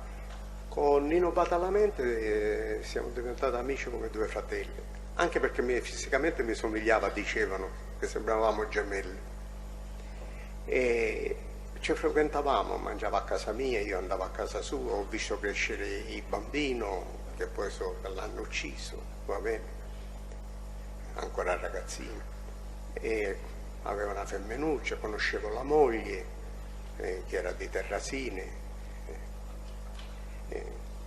era una frequentazione. E questi rapporti si sono protratti fino a quando, in maniera così intensa? Con Nino Badalamenti mi sembra ci siamo visti una volta sola, io dall'80 al latitante, perché poi, ma con Nino Badalamenti mi ricordo quando abbiamo battezzato tre di Cosa Nostra, perché mi avevano invitato nel 79 nei come si chiamano questi, Caratolo di Via dei Cantieri, insomma in quella zona là, Cortelli Pepitone, ecco, Cortelli Pepitone. Mi ricordo che nel 79 hanno fatto una grande festa e avevano due fratelli da battezzare e un cugino. Uno ce l'hanno fatto battezzare, sto parlando sempre del battezzo di Cosa Nostra, va bene? E uno me l'hanno fatto battezzare a me, che sarebbe Stefano Fontana. Questo era mio figlioccio di Cosa Nostra, e mentre uno Antonino Badalamenti e uno Peppino di Catania, che faceva parte della famiglia dell'Acqua Santa. Era una personalità, questo Peppino di Catania era una persona molto educata, molto fine, aveva un'agenzia di navigazione, una persona molto bene. E Nino e Gaetano Badalamenti tra di loro che rapporti avevano? Ma Nino Badalamenti nasce con Leonesse, perché i Corleonesi erano intimi con i Badalamenti, con tutti i Badalamenti, specialmente Luciano Ligio era, non so se ci aveva battezzato, ma sembra battezzato qualche figlia Badalamenti, Gaetano, erano compari, si dicevano, okay? Erano intimi. Dopo hanno cominciato, se devo raccontare tutta la storia di Badalamenti e Gaetano e cosa ha combinato il Reine e cose, io voglio una settimana qua. Io volevo capire intanto, appunto, nel periodo in cui lei frequentava così intensamente Nino Badalamenti, quindi lei ha detto addirittura fino al 1980, in quel periodo, negli anni 70, alla fine degli anni 70, il rapporto tra Nino e Gaetano quale fosse?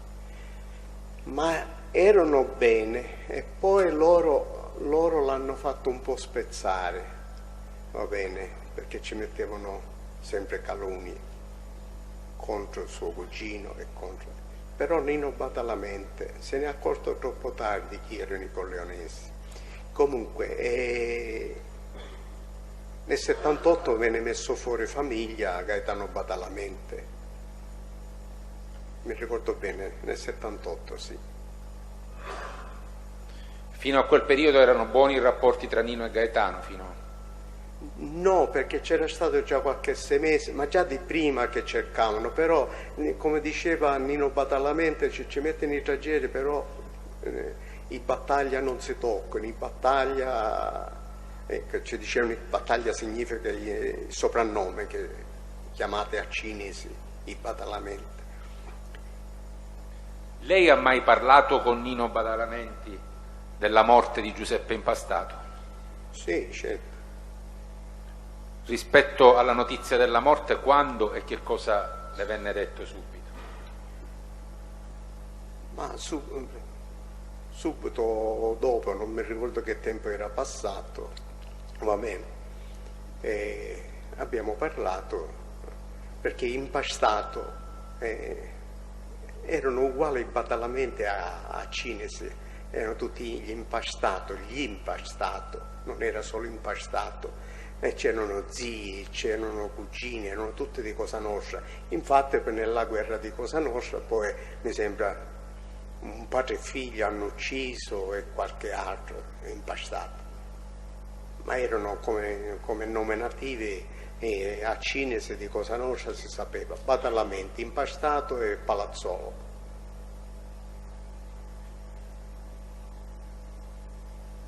Sì, che cosa ha appreso sull'omicidio di Giuseppe Peppino Impastato? Quando io chiedo, ci ho detto, ma come mai è un figlio di Impastato? Perché la pecora nera che c'era cresciuta in famiglia, pecora nera chiamavano, perché era un ragazzo che aveva studiato, aveva ideologie differenti di quelle che potevano avere loro, e lo chiamavano comunista perché aveva una radio e tutti i giorni chiamava i mafiosi in una maniera o in un'altra maniera, cercava di Tano Seduto. Lo chiamavano Tano Seduto perché quando presiedeva una riunione, cioè si sedeva a capotavola, e allora Tano Seduto. Tano Seduto era amico che lo conosceva da bambino, tutti, perché facevano mangiata assieme, si riunivano assieme, che Tano Seduto, chiamiamolo Badalamenti Gaetano, era il sottocapo quando hanno ammazzato lo zio nel 63, quando è stato nel 62-63, hanno ammazzato Mazzella, che era il capomandamento di quella zona, e perciò si conoscevano tutti, e questa cosa non si sopportava. Naturalmente ne potevano subito ammazzare un impastato, perché impastato era un nome in quella famiglia là, o Acines, e nemmeno potevano far scomparire perché perdevano di lustro, come si può dire, e hanno deciso di farlo in questo modo quando non potevano più. Ma se aspettavano altri 2 mesi, 3 mesi, Gaetano Badalamenti era stato messo fuori famiglia, è capace che non l'avrebbero più ucciso a impastato. Ma cosa le ha detto in particolare, se le ha detto qualcosa, Nino Badalamenti? Che per non fare vedere che era stato ucciso in quel modo, siccome ai tempi chi era comunista o chi aveva ideologie, chi parlava in un certo modo era terrorista, allora ci hanno fatto, prima l'hanno ucciso e poi ci hanno messo il tritolo per far vedere, voleva fare saltare la ferrovia, una ferrovia che non esisteva, la che passava, forse ogni 1000 anni un treno, che voleva fare l'attentato, così. E infatti aspetti, questo glielo dice chi? Nino Badalamenti. E rispetto alla notizia della morte di Peppino Impastato, dopo quanto tempo? Ma non molto, perché lui sempre mi veniva a trovare. Ancora io avevo l'ufficio in via Leonardo da Vinci, e l'ufficio significa che avevo, dove mettevo, c'era un terreno, un recinto dove mettevo l'automensi. Quasi ogni volta che scendevo a Palermo mi veniva a trovare. Ma non solo lui, ma mi sembra, ho parlato con Ciccio di Trapani, che era figlioccio di Gaetano Badalamenti, ne ho parlato pure di questo fatto, non mi ricordo in questo minuto, e l'avevano fatto in questo modo tutte e due, che prima l'avevano preso e poi l'avevano messo là. Questa cosa si è chiusa per quello che mi hanno raccontato, perché con l'intervento di Nino Salvo hanno chiuso il più presto possibile l'indagine dicendo che stava facendo l'attentato e non era stato omicidio. Come omicidio si riapre quando io comincio a collaborare e racconto come erano andate le cose. Il motivo perché si è fatto in quel modo, perché questo è importante, perché un impastato non si poteva fare scomparire a quei tempi, o si poteva uccidere. Senta, lei ha conosciuto, ha incontrato, ha visto personalmente mai un ufficiale dei Carabinieri che faceva servizio a Palermo a nome Subranni? Io la prima volta che ne ho sentito parlare mi sembra non era colonnello, era maggiore Subranni. E se non sbaglio è la stessa persona che poi ho sentito il nome, ho visto, ma vestito mai, vestito con l'uniforme. Da Isalvo, da Lima, ed era il maggiore Subranni in quel periodo che dico io, ma non mi ricordo se era il 76, abitava nella zona di Strasburgo e non mi ricordo per quale cosa c'era arrivata mio fratello Giulio, che non era Cosa Nostra ancora, perché io l'ho combinata a fine 76 così, non so per che cosa.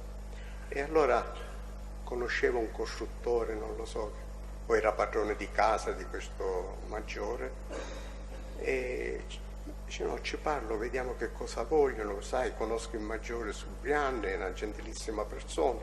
E quando il maggiore Subranni ha sentito di Carlo e cose, dice no, il fratello, c'ha un fratello mafioso che dovevo essere io, dice no, dice questo no, si vede che era informato. Ecco che mi arriva, perché poi me lo vengono a raccontare a me, cioè a te ti ha preso per grande mafioso, per amico di Tizio e di Tizio ai tempi di Cosa Nostra. Questa è la prima volta che sento maggiore su Branni. Poi l'ho sentito da Nino Salvo. Aspetti, prima di sentire delle occasioni e dei contenuti dei discorsi che le hanno fatto altri su Branni, io le avevo chiesto se lei personalmente lo ha incontrato, lo ha visto, e lei ha già fatto cenno alle persone di Salvo e Lima. Dovrebbe essere, diciamo, più preciso possibile rispetto alle occasioni in cui lo ha visto, a questo ufficiale su Branni, dove lo ha visto. Io spesso e volentieri, quando ero a Palermo, sto parlando quando ero libero, giusto? Sì. Andavo a trovare all'ufficio che aveva Nino Salvo, che era vicino a Piazza Marina, nella società delle tasse, e quando ci andavo cercavo di entrare subito, perché lui aveva sempre gente là nella sala d'aspetto che aspettavano per incontrarlo, e capitando di essere lì dentro si parlava così. Non so se era tenente carabiniere ai tempi, un colonnello che mi avrebbe detto su Branni. Ci ho detto, l'ho sentito, questo mi ha preso per mafioso tempo fa parlando con un costruttore. Così, un paio di volte. Cioè, tutti vengono a chiedere piacere, devo di parlare con Lima, cioè, che hanno bisogno. Questo è una volta, ma anche con Ciancimino Vito, che io avevo molti rapporti con Ciancimino Vito, Vito Ciancimino, che mi veniva a trovare a volte a Castello, o tante volte ci incontravamo, e me ne aveva parlato che aveva buoni rapporti con questo colonnello. Senta, non sono sicuro se da Lima, perché da Lima c'era sempre una sala di aspetto che aspettavano tutti. Quello che non aspettavo ero io, basta che ci facevo sapere, subito mi faceva entrare. C'era un professore che ci faceva dei segretari che mi conosceva, non mi ricordo come si chiamasse, e entrava. Mi sembra che pure là l'avevo visto una volta, però non mi ricordo. Intanto, quando è che lei lo incontra negli uffici vicino a Piazza Marina, detto dei Salvo? In che anni siamo? E se lo incontra una sola volta o più volte? Ma siamo anni 70, non so se 76, 77. No? Sì.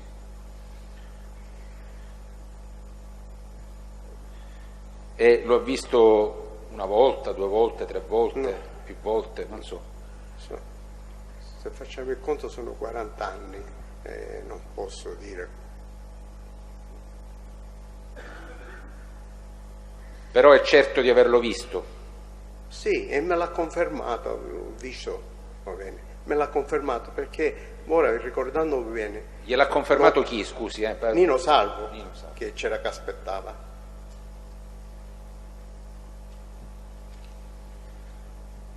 Che stava dicendo? Stavo dicendo che non so se l'ho visto pure vicino casa, che era nella zona di... per conoscerlo e guardarlo, mi sembra che ho un'idea. Sì, però non voglio fare confusione con il capitano Crocetta che ho conosciuto, o era lui, l'ho voluto vedere di vista. Cosa le dice Nino Salvo quando le dice ciò su Branni?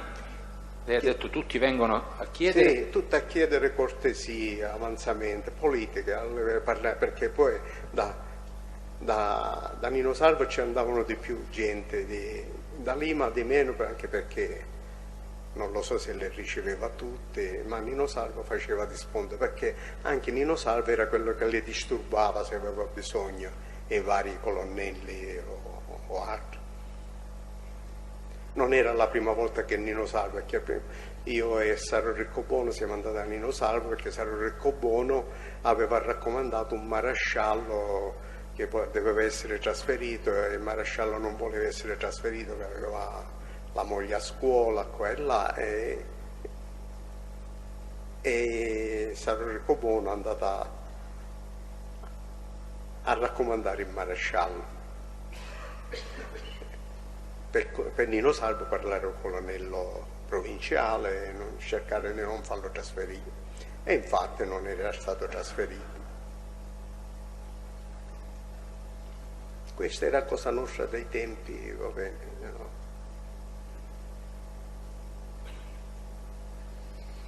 Senta, lei oggi ha detto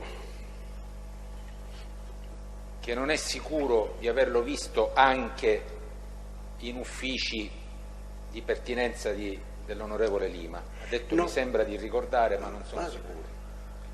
Mi sembra di sì. Visto che comunque in questo momento la sua memoria mantiene l'ipotesi del dubbio,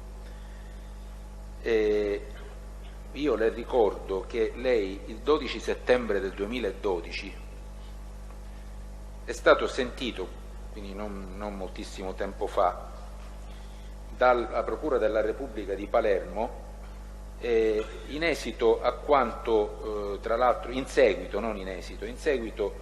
ad una sua intervista pubblicata dal quotidiano La Repubblica in data 25 giugno 2012, ma io ovviamente non le contesto quello che ha detto nell'intervista, ma quello che ha detto a noi, pagina 7 della trascrizione integrale.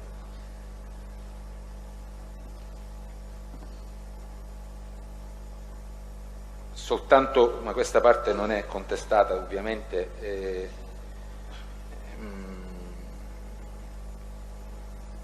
comunque è opportuno leggerla. Pubblico Ministero. Scusi, se non è contestata perché si deve... No, c'è anche un profilo di ulteriore precisazione, quindi anche questa parte... Ascoltiamo l'avvocato Di Peri e poi eventualmente farà osservazioni. Pagina 6. Partiamo come se noi le chiedessimo se lei ha mai conosciuto, sentito parlare, avuto rapporti con l'ufficiale, all'epoca ufficiale dei Carabinieri, Antonio Subranni. Io personalmente non rapporti, però più di una volta l'ho incontrato negli uffici dei Salvo, dove avevano gli uffici di esattoria, dove c'era direttore un certo Gambria, mi sembra che si chiamasse.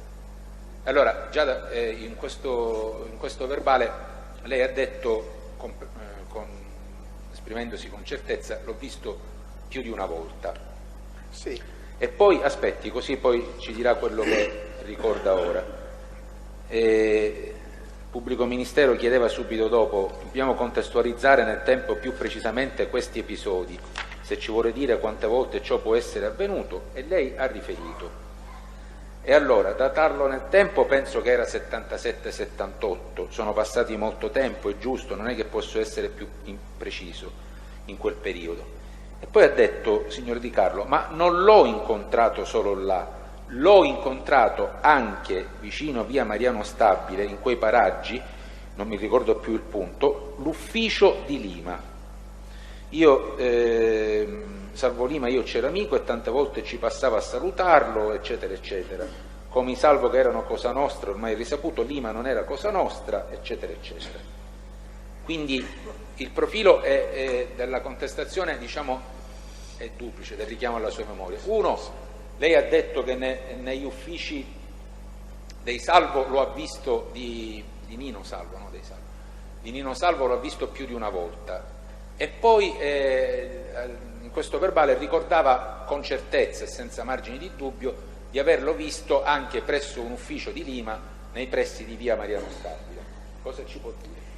Ma veda, dottor Di Matteo, mi sembra che, a parte tutto che confermo questo, ricordandomi bene una volta nell'ufficio di Lima, ma come infatti se lei vede che non ce n'è verbale, mi sono ricordato all'inizio come ho saputo il nome e il motivo di dove abitava, e non mi ricordo il motivo, c'era arrivato a mio fratello un verbale o qualcosa, e ho specificato, e questo nel verbale con chi ho fatto il verbale nel 2012 non l'avevo messo. Come mi sono ricordato che c'era pure, ne avevo parlato con Vito Ciancimino. Sì, ora su questo ci torniamo, ma dico su questi due aspetti, cioè ho capito che cosa vuole dire, sì, però noi intanto concentriamoci sul fatto. Una volta nella Salvo mi ricordo, perché con Salvo abbiamo parlato, ma di più di una volta, però non è che parlavamo di lui sempre, ce n'erano altri che aspettavano, va bene. Una specifica mi ricordo, va bene, che era la seconda volta che sentivo questo cognome dell'ufficiale. E da Lima? Da Lima una volta sola, va bene, ma un'idea schiarita proprio, che da Lima pure c'era via vai.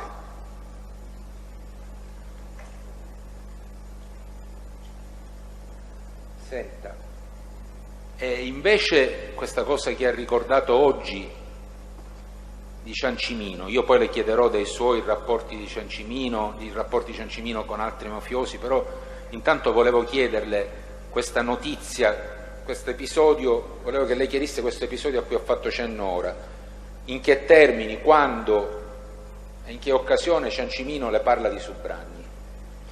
In occasioni con Ciancimino, parlando di anni 60, perlomeno l'ho incontrato 1000 volte, e qualche volta pure a casa, che non c'era messo Ciancimino, che era un angolo di via Terrasanta, per quello che mi ricordo, e c'era il nome del suocero, che non so se abitasse col suocero ai tempi che era ancora lui all'inizio che faceva politica. Da allora fino a anni 80 non so quante volte con Ciancimino mi sono visto, e poi mi ricordo che quando sono usciti i Corleonesi se l'hanno messo più vicino, di più Bino Provenzano e no Totuccio, perché Totuccio l'aveva anzi sullo stomaco, scusate l'espressione, sulla pancia, ma Bino era come avere un dio su Ciancimino, perciò mi veniva a trovare. E una volta mi sembra c'è stata una riunione pure a Castello, che era venuto Ciancimino padre con due ragazzini, due ragazzi, figli. Uno mi ricordo si chiamasse Giovanni, l'altro il secondo non so chi fosse, come nome, era figlio, perché avevano problemi e cose. Comunque c'è stata una riunione, è venuto Totuccio, che di solito non andava in nessun posto assieme con Provenzano, perché facevano separate, non sapendo se lo uccidevano uno o l'altro, sempre a uno camminavano, così ne rimaneva uno, e questa era pure furbizia. E sono venuto a Castello, visto che era in casa mia, sono venuto tutte e due, c'erano un capo di Cosa Nostra americano, e c'era Carmelo Colletti, e hanno dato appuntamento da me e sono venute tutte. E si è discusso di quello che si è discusso, se lo vuole sapere poi mi chieda, che io posso. Scusi, non ho capito. E in questa occasione c'erano presenti Rina e Provenzano e anche Vito Ciancimino? Sì, infatti ho detto che sono venute là, è venuto Reina e cose, tutto il Vito Ciancimino con i due figli che erano ragazzi non maturi, perciò non mi ricordo quando è stato, 77. E di che cosa si discusse? Cioè qual era il motivo per cui addirittura venivano insieme Rina e Provenzano e c'era pure Vito Ciancimino? Ma c'era un capomafia, capo Cosa Nostra, che io non mi chiamo mafiosa, la mafia è un'altra cosa, Cosa Nostra, americano. Siccome Vito Ciancimino aveva bisogno di qualcosa per il Canada, di risolverci una cosa in Canada, avevano fatto arrivare questo americano, ma americano che c'entra con Canada? Cosa Nostra canadese, una famiglia canadese, dipende di New York, va bene, ai tempi, non c'è una cosa a parte. E allora avevano fatto venire questo capo famiglia di New York. Che si chiamava o si chiama? Non mi ricordo più come si chiamasse, non so. E ed era forse pure di origine, non so se era agrigentino, perché c'era Carmelo Colletto, era cugino di Carmelo Colletto, non mi ricordo, erano venuti tutti là.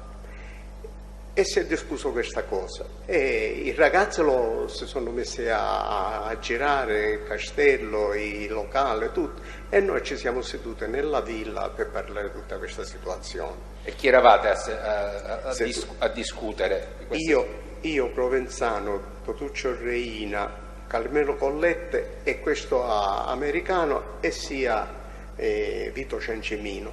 A me l'americano, che non conoscevo era Cosa Nostra, c'è stata un'occasione, separatamente me l'hanno presentato ritualmente come Cosa Nostra. Davanti a Vito Ciancimino non lo potevano fare perché non era Cosa Nostra. E poi ci siamo seduti là, e là c'era il discorso che si doveva fare un intervento su Canada, perché avevano avuto una società, non lo so che società era, comunque c'era uno che ci aveva truffato dei soldi a Ciancimino, che avevano investito là, comunque tutta questa situazione, e si doveva interessare tramite questo americano con il rizzuto del Canada per vedere di recuperare cose. Se l'hanno recuperato i soldi non lo so, ma quello, il nominativo, poi quello è stato ammazzato in Canada, Ponzio, una cosa così si chiamasse, Ponzio, non mi ricordo. Senta, lei ha riferito questo episodio, diciamo, per noi processualmente rilevante, ma volevo chiederle questo, anzi le ribadisco la domanda. È partito lei da questa mia domanda: quando e in che occasione Vito Ciancimino le parlò di Vito Ciancimino, buoni rapporti, così diceva, con Subranni? Ma sempre si parlava se c'era una diffida di qualcuno di Cosa Nostra, perché andavo sbrigando queste cose pure io, va bene? E allora a volte parlavo con Vito, ne parlo con Tizio, ne parlo con Caio, così si cercava, era un politico, va bene? E non mi ricordo in quale occasione mi dice, vabbè, ce lo dico al colonnello se era una diffida dei carabinieri, se era della questura un'altra cosa, e allora questi erano i periodi. Perché non è che l'avevo io le diffide, la diffida, pure chiunque sia l'aveva. Quante volte sono andato a spiegare cose, specialmente per figlio Marchese, che aveva i cognati i facini, i rapinatori, i certuni, e aveva sempre problemi. È in questo contesto che Ciancimino le dice di avere questi buoni rapporti con Subranni? Sì. E riesce a indicare come anni il periodo, per quello che può essere il suo ricordo? Sempre anni 70. Inizio o fine degli anni 70? Ma a metà più o meno. 76, 77. Come si suol dire, abbiate pietà di uno a 73 anni, parlare di 40 anni fa. Senta, ha mai saputo, ed eventualmente, naturalmente, dovrebbe spiegare da chi e in che termini, se il Subranni sia stato interessato per orientare in un certo modo le indagini sull'omicidio di Giuseppe Impastato, di cui ha parlato poco fa? Per quello che si è parlato, mi sembra, con Nino Batalamente e anche con Nino Salvo, perché Batalamente aveva voluto che si chiudesse questa cosa, Gaetano Batalamente, e Nino Salvo si è rivolto a questo colonnello per chiudere la situazione in quel modo. Va bene. Infatti si è chiuso e non si è saputo più nulla di questa situazione.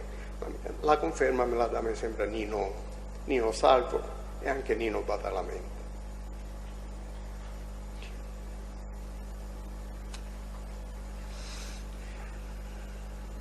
Però, mi scusi, io devo capire bene una cosa, noi dobbiamo capire bene una cosa. Poc'anzi lei ha fatto riferimento al maggiore Subranni. Per verità, è la prima volta che ho sentito, non ho sentito colonnello, ho sentito maggiore. Perciò non posso chiamarlo colonnello la prima volta. Ora io le ho fatto la domanda diretta e specifica su Subranni. e lei ha detto sì, da Nino Badalamenti e da Nino Salvo ho saputo che era stato interessato, e ha detto però questo colonnello dovrebbe cercare... adesso lei mi parla di colonnello. No, veramente lei, scusi signor io le ho chiesto di scusa, abbiamo parlato da Lima, abbiamo parlato sempre, lei dice colonnello, mi viene di dire colonnello, ma quando l'ho conosciuto la prima volta io, signor Presidente... Sì, questo è stato chiaro, credo che il pubblico ministero ora voglia sapere se abbiamo capito bene, se con riferimento a questa vicenda Badalamenti, Impastato, eccetera, lei gliene parlarono come colonnello? Come colonnello Nino come Salvo. colonnello, e questo credo che volesse. Riferendosi, perché io l'ho fatto veramente, io non ho utilizzato nessun tipo di grado, ho detto, se le hanno detto, io le ho chiesto, ha saputo se il Subranni sia stato interessato per orientare in un certo modo le indagini sull'omicidio di Giuseppe Impastato? Cosa mi risponde? Mi dice che si erano rivolte a Nino Salvo per chiudere questa faccenda su Badalamenti. Si erano rivolti Badalamenti, a Nino Salvo per chiudere questa faccenda di Impastato che spingevano su Gaetano Badalamenti l'indagine e tutto.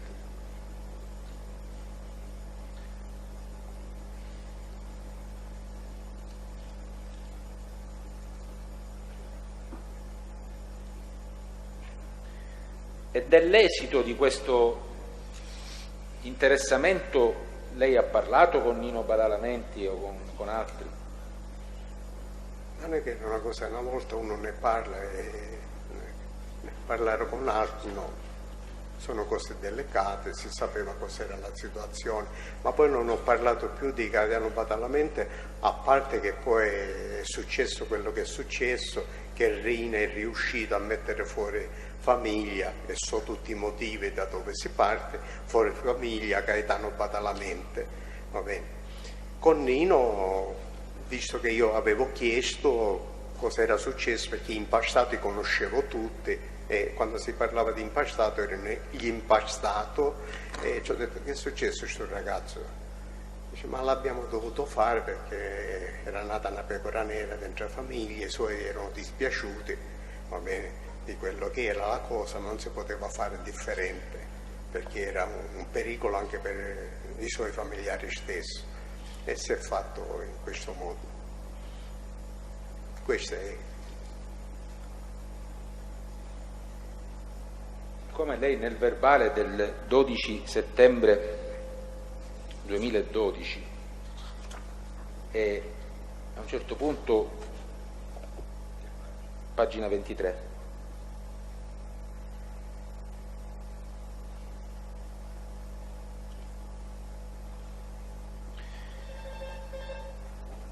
dice: però i fatti dicono che Nino Badalamenti dice abbiamo sistemato tutto. Io le avevo chiesto se avesse parlato sia con Nino Badalamenti, ma poi con Nino Salvo che ci vedevamo. Nino Salvo era uno che le piaceva se faceva una cosa, che la risolveva. Mi ricordo Nino Salvo, proprio ci eravamo visti che Gaetano San Giorgio aveva un laboratorio, aveva aperto un ufficio. Ancora il laboratorio mi sembra non l'aveva aperto, ma cercava, aveva un ufficio, e ci eravamo visti là, e Nino mi aveva detto questa situazione, Nino Salvo. Invece mi hanno criticato un po', che ancora mi interessa, perché era successo, era nei mesi che era successo che l'avevano messo fuori famiglia Gaetano Badalamenti, però il reggente l'avevano altri 3 reggenti, e uno era Manuele Badalamenti, fratello di Nino, perché Nino non aveva voluto prendere il posto di suo cugino che ci teneva, e avevano eletto 2 o 3, e uno era Manuele, e mi ricordo questo discorso, ma i Salvo, se pure che era fuori famiglia Badalamenti, si erano interessati ugualmente per fare cessare questa, chissà, potevano incriminarlo, che nel paese si sa che pure il ragazzo stesso lo diceva a radio, lo provocava, che era stato... Ma con chiarezza, se lo sa, i Salvo, per fare cessare per orientare l'indagine, a chi si erano rivolti, per quello che le hanno detto? Al colonnello Subranni. Voglio precisare una cosa, o è tenente colonnello si chiama sempre colonnello, perciò non so che grado avessi in quel periodo.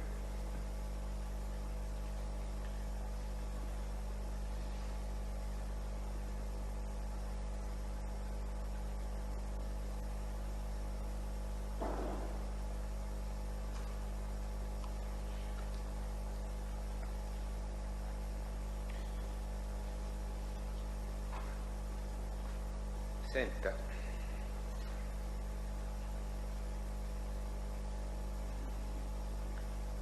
le faccio una domanda, anche che non vuole un giudizio, ma le chiedo anche secondo le regole di Cosa Nostra,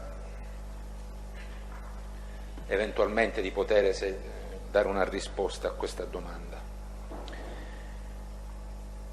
Ma lei sa o è in condizioni di escludere se l'ufficiale Subranni, nel momento in cui andava a trovare Nino Salvo, lei ha già detto uomo d'onore, ha spiegato che tipo di uomo d'onore, andasse a trovarlo Scusa signor Presidente, la domanda è già suggestiva anche se il PM non l'ha completata. La faccia completare e poi decideremo se porlo o no. Lei sa se il Subranni andasse a trovare i cugini Salvo per acquisire da loro notizie da sviluppare investigativamente? Allora, la domanda in effetti in questi termini può essere posta. Noi possiamo chiedere se sa le ragioni degli incontri tra Subranni e Salvo.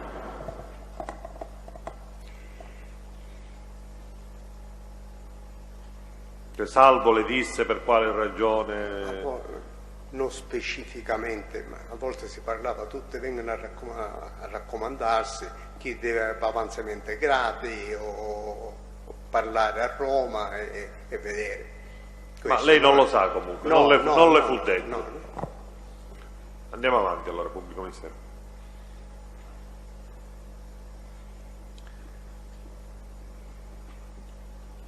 Ma secondo le regole di Cosa Nostra, se un uomo d'onore viene raggiunto e contattato da un appartenente alle forze di polizia che gli chiede notizie, quell'uomo d'onore ne deve dare notizia agli altri uomini d'onore del fatto che un carabiniere, un poliziotto, un finanziere è andato a trovarlo per chiedergli informazioni sulla mafia?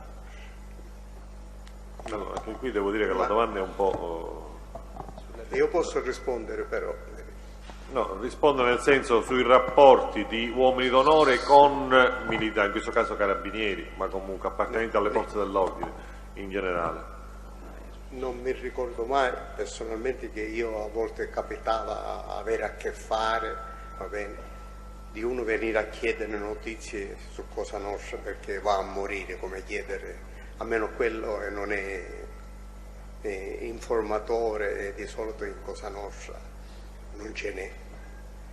E se ci va per avere raccomandazioni di una cosa, sicuramente dipende che dove va, che Cosa Nostra come i Salvo, che erano politici importanti, va bene, perché la politica la comandavano loro in Sicilia, è inutile che l'hanno fatto diventare come erano due di Cosa Nostra così.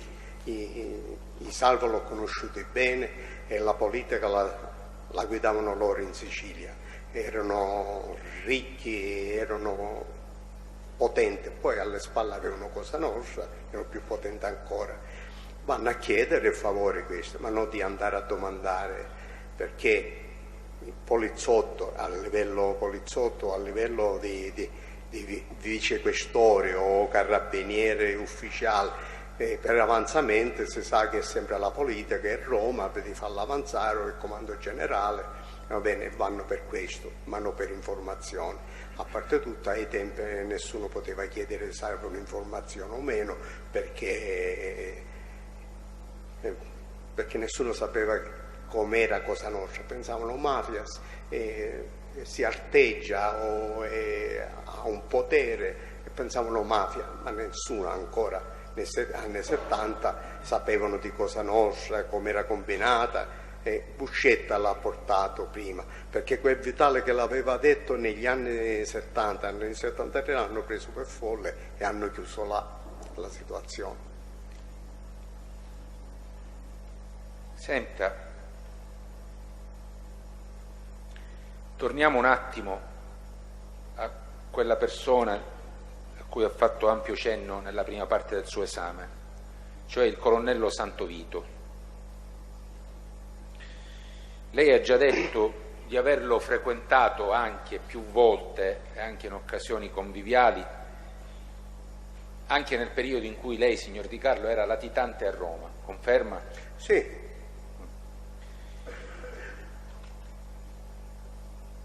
E quindi dopo, lei ha già detto, dopo il 6 febbraio dell'80.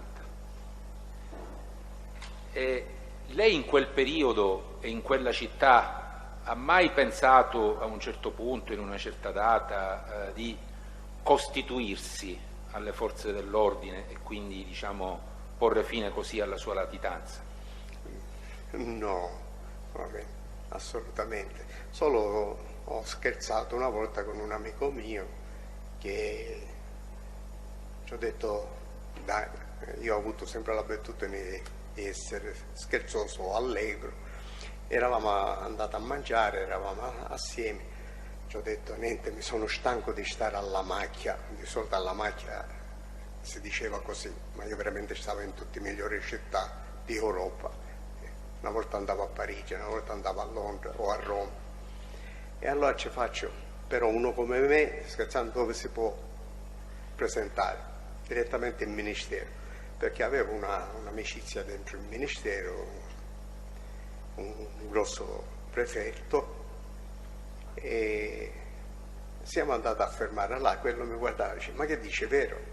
Ancora polizia era con la fascia, perché era militare, non l'avevano, perché un anno dopo, l'81 mi sembra. Comunque c'era il tenentino, l'ha visto arrivare, mi ha fatto il saluto e dice: chiama Sua Eccellenza, e siamo andate sopra, ci ha offerto il caffè, mi ha abbracciato, mi ha offerto il caffè. Questo c'è rimasto, e non mi ricordo chi era di questo amico, però non era Cosa Nostra questo che era con me, non mi ricordo chi era. E invece il prefetto con il quale lei vantava questa amicizia? Il prefetto si chiamasse Valente, il cognome, non mi ricordo. Ho conosciuto la signora che era sempre con lei quando andavamo a cena a volte, poi non ci siamo viste più, ma l'avevo conosciuto io questo a Parigi, una volta che sono andato a Parigi assieme con De Cristina, e che c'era l'altro, era avvocato di Caltanissetta, era un avvocato che poi era democristiano, non so così, che erano andati a trovare a Berzotto, perché tutti i giornali a Berzotto lo davano o morto perché non sapevano cosa era successo, latitante, ma quello che viveva a Parigi, dopo essere stato a Beirut, a Parigi tranquillamente con tante persone che riceveva e cose. E l'avevo conosciuto là, a questo, e siamo diventati amici con questo prefetto, perché lui era all'ambasciata, mi ricordo. Poi siamo diventati amici, ci siamo... Intanto in quale ministero, in quale sede di quale ministero avvenne questo incontro? E fuori del ministero c'era un'altra, come si chiama, che era sempre ministero, era un palazzo, di fronte al ministero proprio. Quale ministero? Interni. Il prefetto Valente sapeva che lei era ricercato? No, non penso. Non lo sapeva, però. Una volta solo eravamo in un teatro, era periodo che c'era tanto terrorismo e cose a Roma, e a volte facevano dentro il locale blitz di polizia per cercare terroristi e cose. Mi ricordo una volta sola, eravamo tutti e due seduti in un teatro, ci stavamo guardando e è entrata la polizia, hanno acceso le luci e cercavano di controllare i documenti, pur io avendo i documenti in regola da latitante, e ci ho fatto con la e lui ha uscito e cose, dice il prefetto, dice signore anche con me, e loro hanno salutato, hanno passato e andavano controllando. L'unica volta però non mi ricordo se sapesse, mi chiamava Leonardo perché mi presentavo come nome in questo modo, ma senza sapere cognome poi. Come, scusi? Senza sapere lui né cognome, con camminava e cose. Mi avevano presentato come Leonardo quando eravamo a Parigi. Quindi nel senso che l'aveva conosciuto lei già a Parigi presentandosi sì. Come Leonardo. E poi lui era come Leonardo senza nessun cognome. No. Quindi questo prefetto non conosceva la sua effettiva identità, o no? Non posso dirla fino adesso se lo sapessero, Presidente.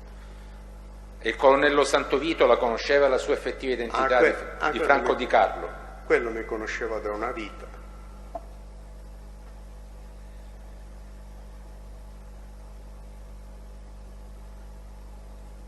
Senta, a proposito del colonnello Santovito, il colonnello Santovito l'ebbe mai a parlare di Vito Ciancimino? Una volta c'è stato, se non sbaglio, un'occasione. Si parlava e il soggetto non le piaceva. Così mi ha detto. Il soggetto dice stacci un pochettino attento, non ti fidare perché non è sincero.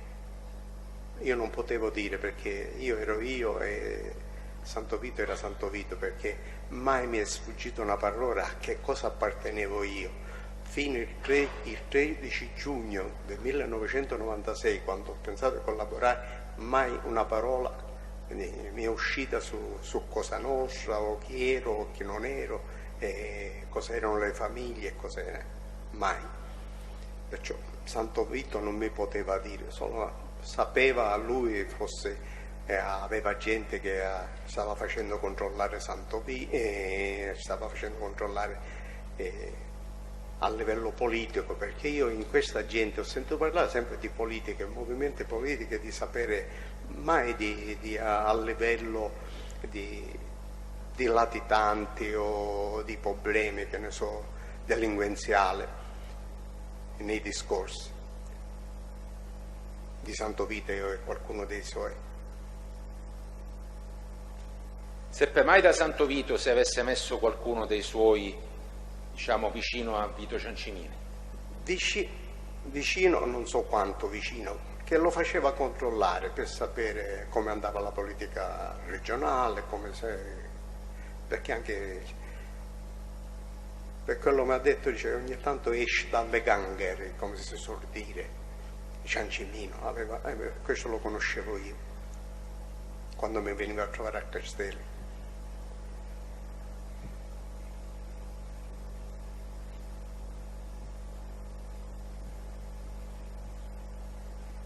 Ma se lo sa, se gliel'ha spiegato, era un controllo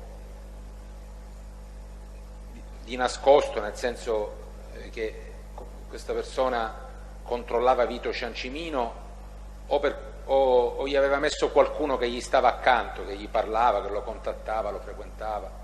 Ma a questo non ci chiedo come ce l'ha messa e cose, mi dice di non ci avere molta fiducia, molta stima, molta cosa, perché ci ho detto che io lo conoscevo, era molto amico, va bene, visto che Ciancimino non era Cosa Nostra, era un politico, io ho detto che siamo amici, non ci dicevo chi erano i miei amici di Cosa Nostra. A me che Le Greco lo conosceva, va bene, e sapeva che eravamo amici, ma noi che sapevamo che quello era capoprovincia e io ero il soldato e capofamiglia Altofonte. Non sapeva per quelle che vedeva, conosceva il principe, conosceva lui, mi aveva visto assieme nelle feste.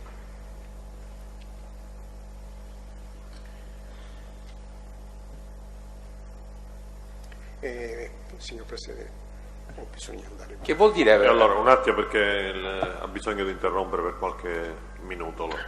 Quindi allora ci fermiamo al momento per un quarto d'ora, così proseguiamo ancora un po' poi oltre. Va bene? Grazie. Quindi allora potete riaccompagnarla appena entrano e sospendiamo l'udienza per un quarto d'ora.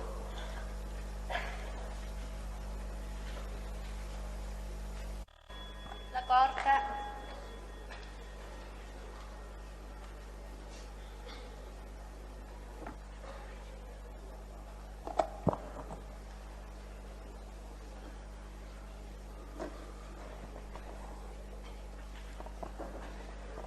Allora, riprendiamo l'udienza. Introduciamo Di Carlo.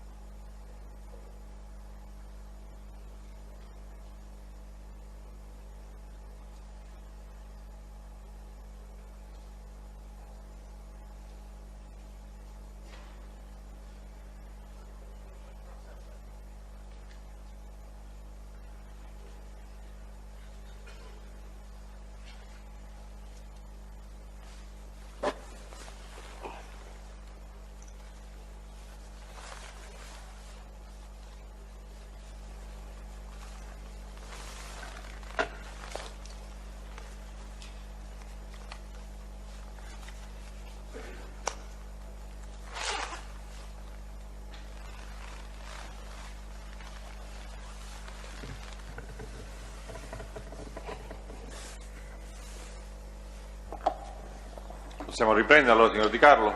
Sì, però. Posto? E allora ridiamo ancora la parola al pubblico ministero.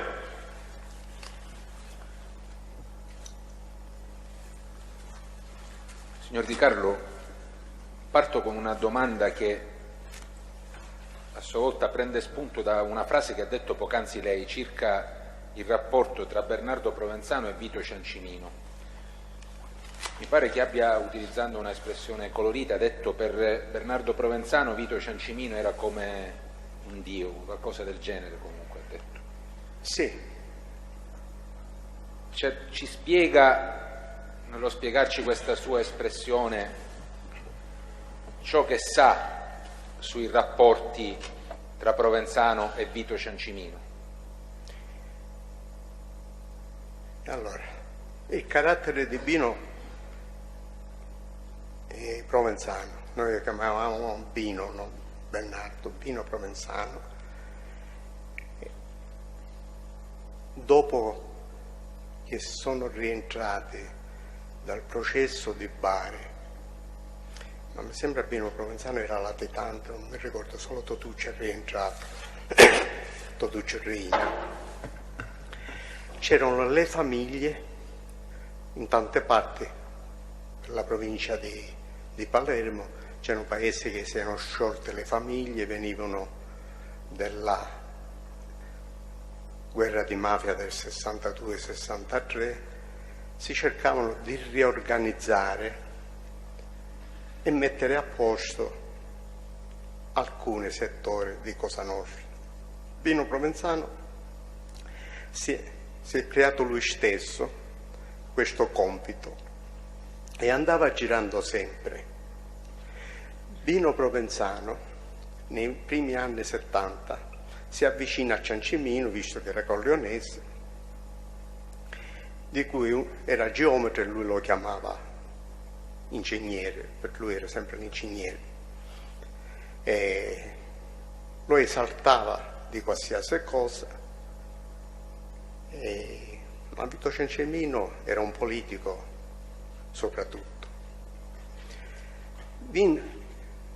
Vito Cencemino nei suoi compaesani capiva che avevano un potere per lui mafioso, ma era Cosa Nostra, e cercava di sfruttarli, questi poteri che avevano così. Cosa lo sfruttava? Che nessuno attaccava Cencemino di altri politici perché altrimenti morivano, e ognuno cercava di non addentrare come fanno nella politica, che prima se ne dicono di tutti i colori e poi sono amici, ma nessuno lo faceva in pubblico. Anche Vito Cencemino cercava di evitare di fare vedere che aveva gli amici di Cosa Nostra. Vito Cencemino, per me, quello che devo dire, è stato la causa della morte del segretario della Democrazia Cristiana Provinciale, si chiamasse Reina, Michele Reina, che io ho conosciuto così una o due volte, no? È stata la causa anche Perché è stato la causa? Perché altrimenti i discorsi rimangono... Perché questo era stato da tanti anni prima amico con Cencemino amico con Michele Reina, e mi sembra anche soci al livello fine anni 60, non mi ricordo la data, il periodo. Avevano una distribuzione di vagoni, quelle che una volta c'erano i vagoni che si portavano su 4 ruote e cose. Avevano una società e poi si sono divisi, ma si sono divisi pure ideologicamente come politica, come corrente, perché erano sempre democristiani, e per fattori a parte, che Cencemino voleva dirigere tutto lui il settore a parte, mentre Michele Reina era uno pure di quelli che voleva la sua parte, e qualche discorso era nato, e Cencemino ha spinto tanto fino a che Bino Provenzano in commissione va a chiedere la morte di Michele. Questo le risulta... Certo, da che cosa e da chi? Risulta perché con Michele Greco ne parlavamo, va bene, perché la richiesta veniva là, ma ci sono tante richieste prima che mi risulto che ero presente. Quando le dico che tutti pensavano che io facesse parte della commissione provinciale perché mi vedevano sempre là, no, ero uno che sapevo tutto, nello stesso tempo se c'era una regola nuova la distribuivo, lo facevo sapere, oppure se Michele Greco mi diceva sai, dove possiamo organizzare una riunione di tante persone. Ne ho fatta una che storicamente l'ha raccontato prima di me, l'ha raccontato Nino, quello il catanese ha collaborato, e aiutatemi a dirlo, il catanese. Vabbè, è noto, penso lo possiamo... Calderone si riferiva. Perché altrimenti dovevo dire Pippo Cannarozzo, che era suo fratello. L'ha detto prima di me che c'è stata una riunione dove eravamo un centinaio, ma come l'ho organizzata per la gente non capire tutta questa popolazione? Col guardiano che c'era là, che apriva e chiudeva il cancello, ci ho detto che c'era una riunione di cooperative, visto che era nel Castello del Principe di Santa Flavia, in Solonto, no? Quello dove ero io. E là eravamo un centinaio. Dici, ma questo solo io l'ho potuto organizzare perché Michele Greco mi ha dato altri autista per macchine, si facevano tanti viaggi, perché nessuno all'inizio doveva sapere dove era, anche perché c'era sintomi di guerra, perché già l'attentato l'aveva avuto. Va bene, comunque io direi la domanda, lei ha risposto, semmai è rimasto in sospeso quell'accenno che lei stava facendo dopo Michele Reina. le ha detto da attribuire anche a sollecitazione di Vito Ciancimino, e ci stava dicendo un altro omicidio e poi è rimasto in sospeso questo. Dopo Michele Reine è toccato, che ancora dico, il mio amico Piersante Mattarella, lo conoscevo da giovane, io ero amico di suo papà che era un politico che sappiamo che era Bernardo Mattarella, era Cosa Nostra il papà, i figli no, anzi i figli erano contro su questo. E è stato pure Ciancimino e altri, tutti che ci hanno messo i tragedi, sempre per motivi di interessi e motivi di guidare il potere politico. Ciancimino nell'80 era già un pochettino in disgrazia nel senso politico e Bino Provenzano andava insistendo con questo. Quindi il canale utilizzato da Ciancimino per arrivare alla commissione era Bino Provenzano. Bino Provenzano. Totuccio no. Posso? Prego, se vuole aggiungere qualcos'altro su questo. Totuccio Reina acconsentivo perché era il suo braccio destro, Provenzano, paesane, acconsentiva, ma mal sopportava Vito Ciancimino. Ho sentito che quando Ciancimino lo faceva aspettare in vestaglia, Totuccio Reina non l'ha fatto aspettare mai nessuno e non so se c'è andato mai da Vito Ciancimino, se che sai raccontare. Io conosco bene Totuccio Reina. Abbiamo viaggiato assieme 8 ore di viaggio, siamo stati negli stessi appartamenti a dormire, l'ho ospitato a metà anni 70 a casa mia con la moglie, aveva una bambina sola, conosco Totò Reina, di una furbizia enorme, sapeva distinguere le persone, a Ciancimino non ce ne dava confidenza. Si dovrebbe parlare un po' più vicino, un po' più forte perché dai siti collegati hanno difficoltà a sentire. E invece sempre per questo, così poi ridiamo la parola al Ministero, visto che ha introdotto questo argomento di Rina, le visite a Ciancimino e di Provenzano, invece le risulta, le ha conoscenza, che si sia recato anche a casa di Ciancimino? Sotto casa ce l'ho accompagnato pure io. Ce l'ha accompagnato, benissimo. Allora andiamo avanti. Una volta o più volte? Più volte. Che mi ricordo infatti c'era un altro nome scritto nel campanello. Scardino, Giardino, non mi ricordo, il suocero dice che era. Senta, lei ha detto che però Rina partecipa a una riunione anche con Vito Ciancimino, con Bernardo Provenzano, con un mafioso americano al castello di Solanto. Ma questo diciamo è un dato di fatto che lei ha detto. Le volevo chiedere una cosa. No, di Solanto, a San Nicola. Quello era San Nicola, infatti stavo... Di San Nicola, scusi. Per quanto riguarda questo incontro, sì. Le volevo chiedere una cosa, anche se lei l'ha già fatto capire. Ma Rina era consapevole di quanto fosse solido e stretto il rapporto tra Bino Provenzano e Vito Ciancimino? Sì, sapeva. Se vuole spiegato perché sapeva, sì, le dico sì, se lo può completare con Bino, dati di fatto. Veda, nei Corleonesi alla furbizia di Reina, anche nella commissione, si alternavano, una volta ci andava Bino, una volta ci andava Totuccio, non sapevano mai.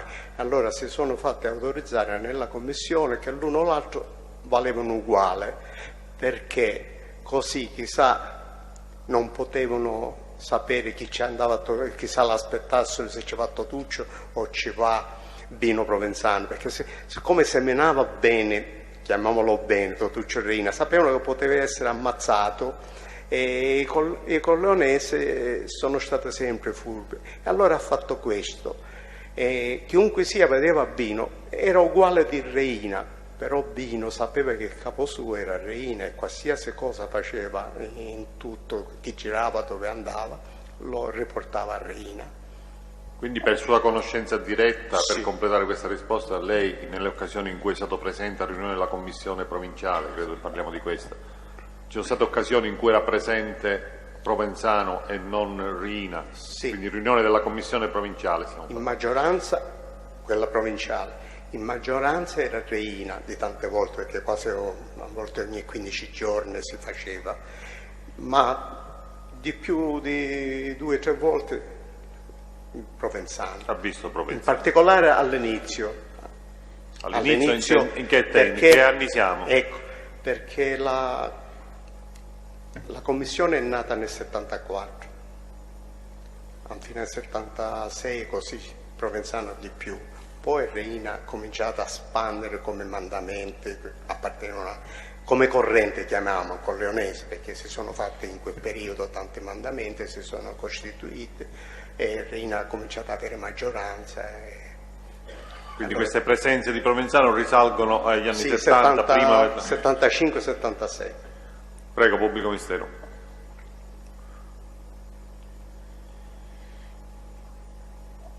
Signor Di Carlo, cambiamo argomento. Andiamo al periodo della sua detenzione in Inghilterra, che già stamattina abbiamo accertato essersi protratta dal 21 giugno 85 o pochi giorni dopo fino al 96. Intanto le volevo chiedere di riferire, e ci interessano soprattutto gli anni che vanno dall'88 al 92, presso quali strutture penitenziarie inglesi lei è stato detenuto. Dalle? Ma guardi, ci interessano soprattutto, per una serie di domande che le porrò dopo, dal 1988 fino alla fine del 92, diciamo. E allora, non è che sono molte, perché all'Ester, Lancaster è scritto, l'Ester lo chiamano,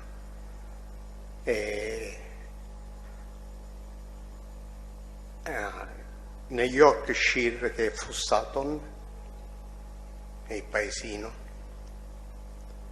vicino York, la zona chiamano Yorkshire, e poi a Guaymore.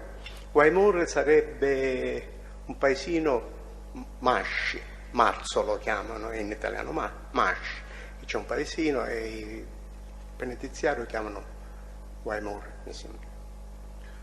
Riesce per caso anche a ricordare fino a quando all'Ester e poi a Fossaton e poi in quest'ultimo penitenziario? All'Ester ci sono stato fino all'88, l'88 e principio 89 mi sembra. Poi sono stato, perché il direttore dell'Est è stato trasferito, si è fatto trasferire, che avevano costruito questo penitenziario nuovo a Fussaton e dovevano fare questo reparto dove ci tenevano l'irlandese e uno con mafioso, dicevano che ero io, che non sapevano, infatti tutti mi chiedevano cos'è mafia, perché ti mettono assieme i terroristi qua dell'IRA, e ci ho detto non lo so nemmeno io.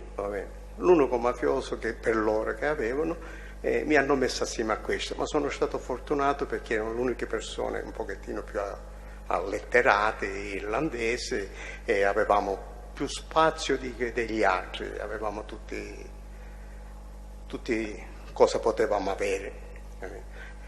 E il direttore, quando è stato trasferito, dice: io ti faccio venire con me là perché devo fare pure il reparto, siccome quando ci sei tu non succede mai niente. E così mi ha fatto trasferire a Fussaton.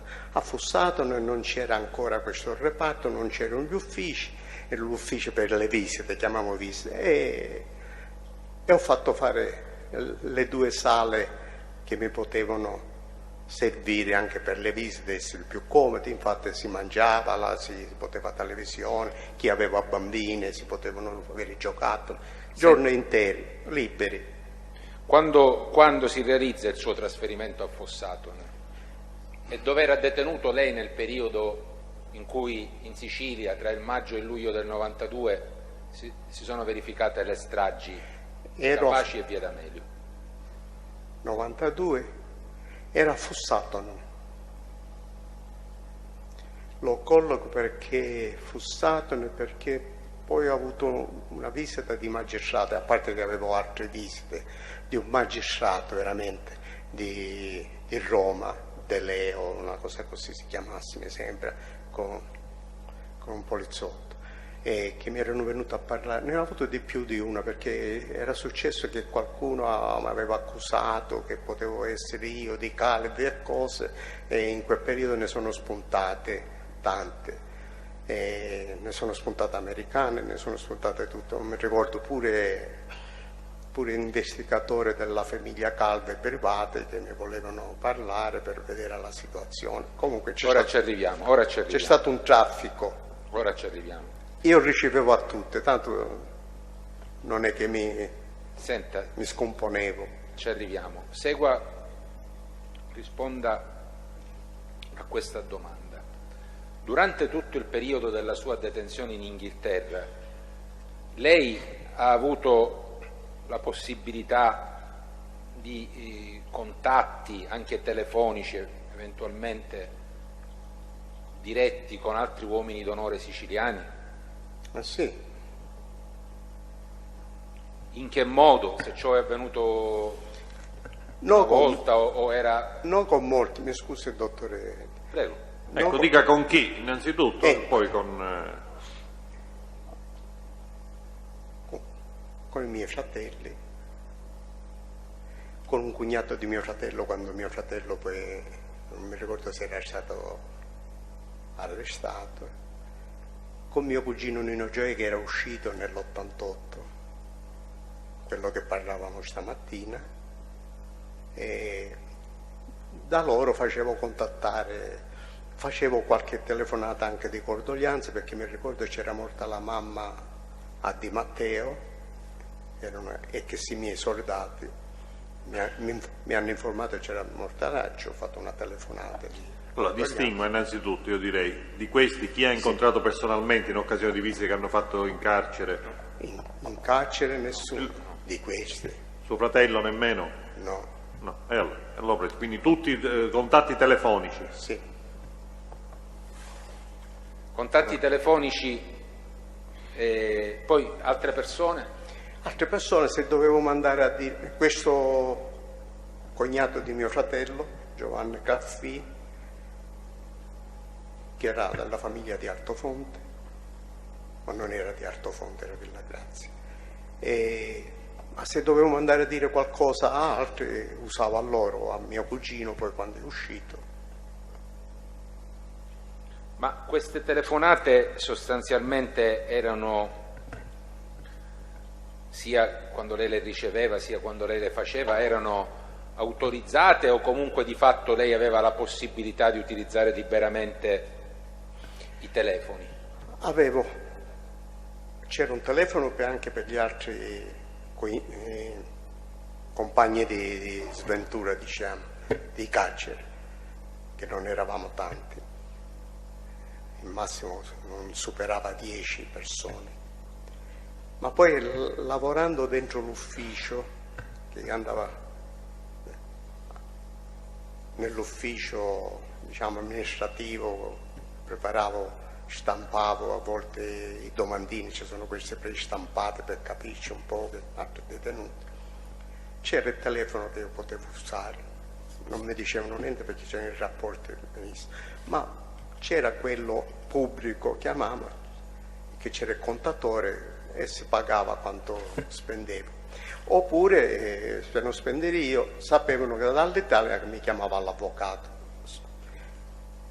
chiamava a centralino quando si chiamava, basta che quello sapeva 2 parole in inglese. Mio cugino Nino Gioè sapeva masticava l'inglese un po', ma il francese lo parlava bene, e basta che diceva I am sollecitore Mr. Di Carlo, me lo passavano.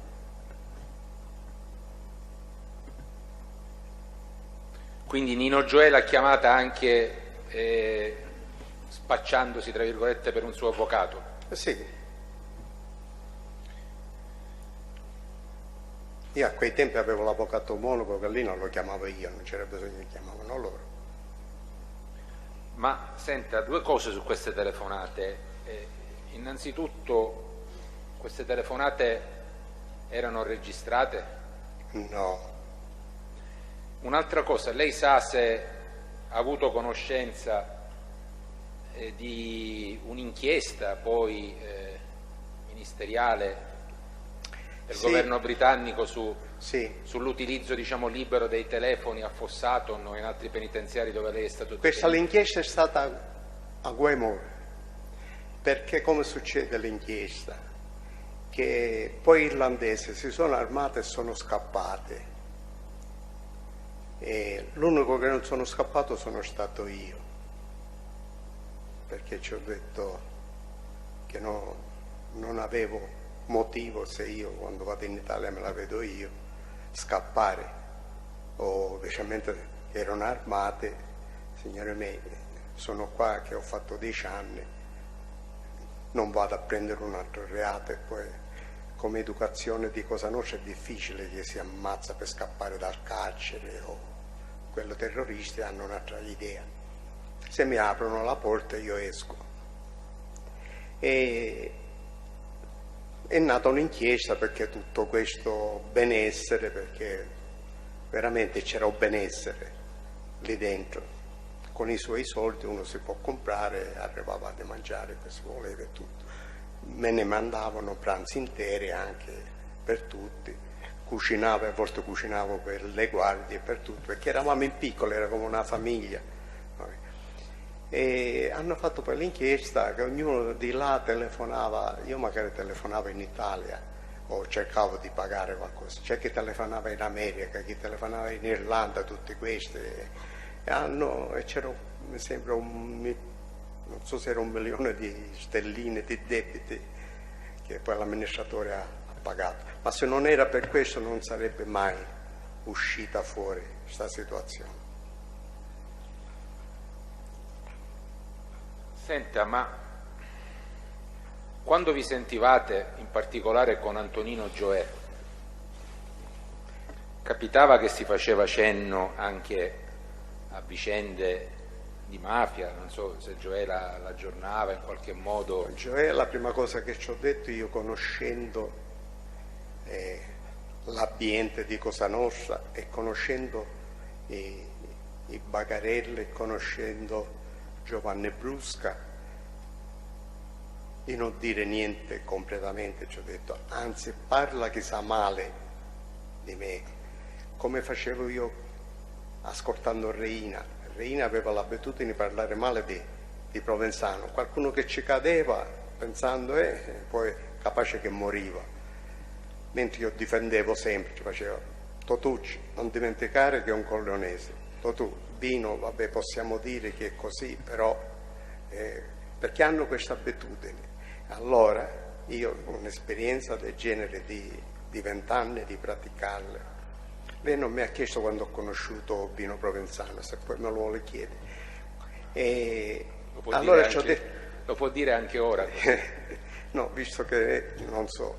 E allora di Cannino Gioè, tieni segreto che tu hai questo contatto con me, segretamente. Vino Provenzano l'ho conosciuto nel 61 quando erano latitanti nel Barone Riso a Roccapalumba, perciò si figuri quanto che conosco. Erano latitanti chi? Sia Vino Provenzano sia il fratello di Bagarella, quello che è morto in via Lazio, e anche Peppino Ruffini. Ma ce n'erano 2 dal Barone Riso.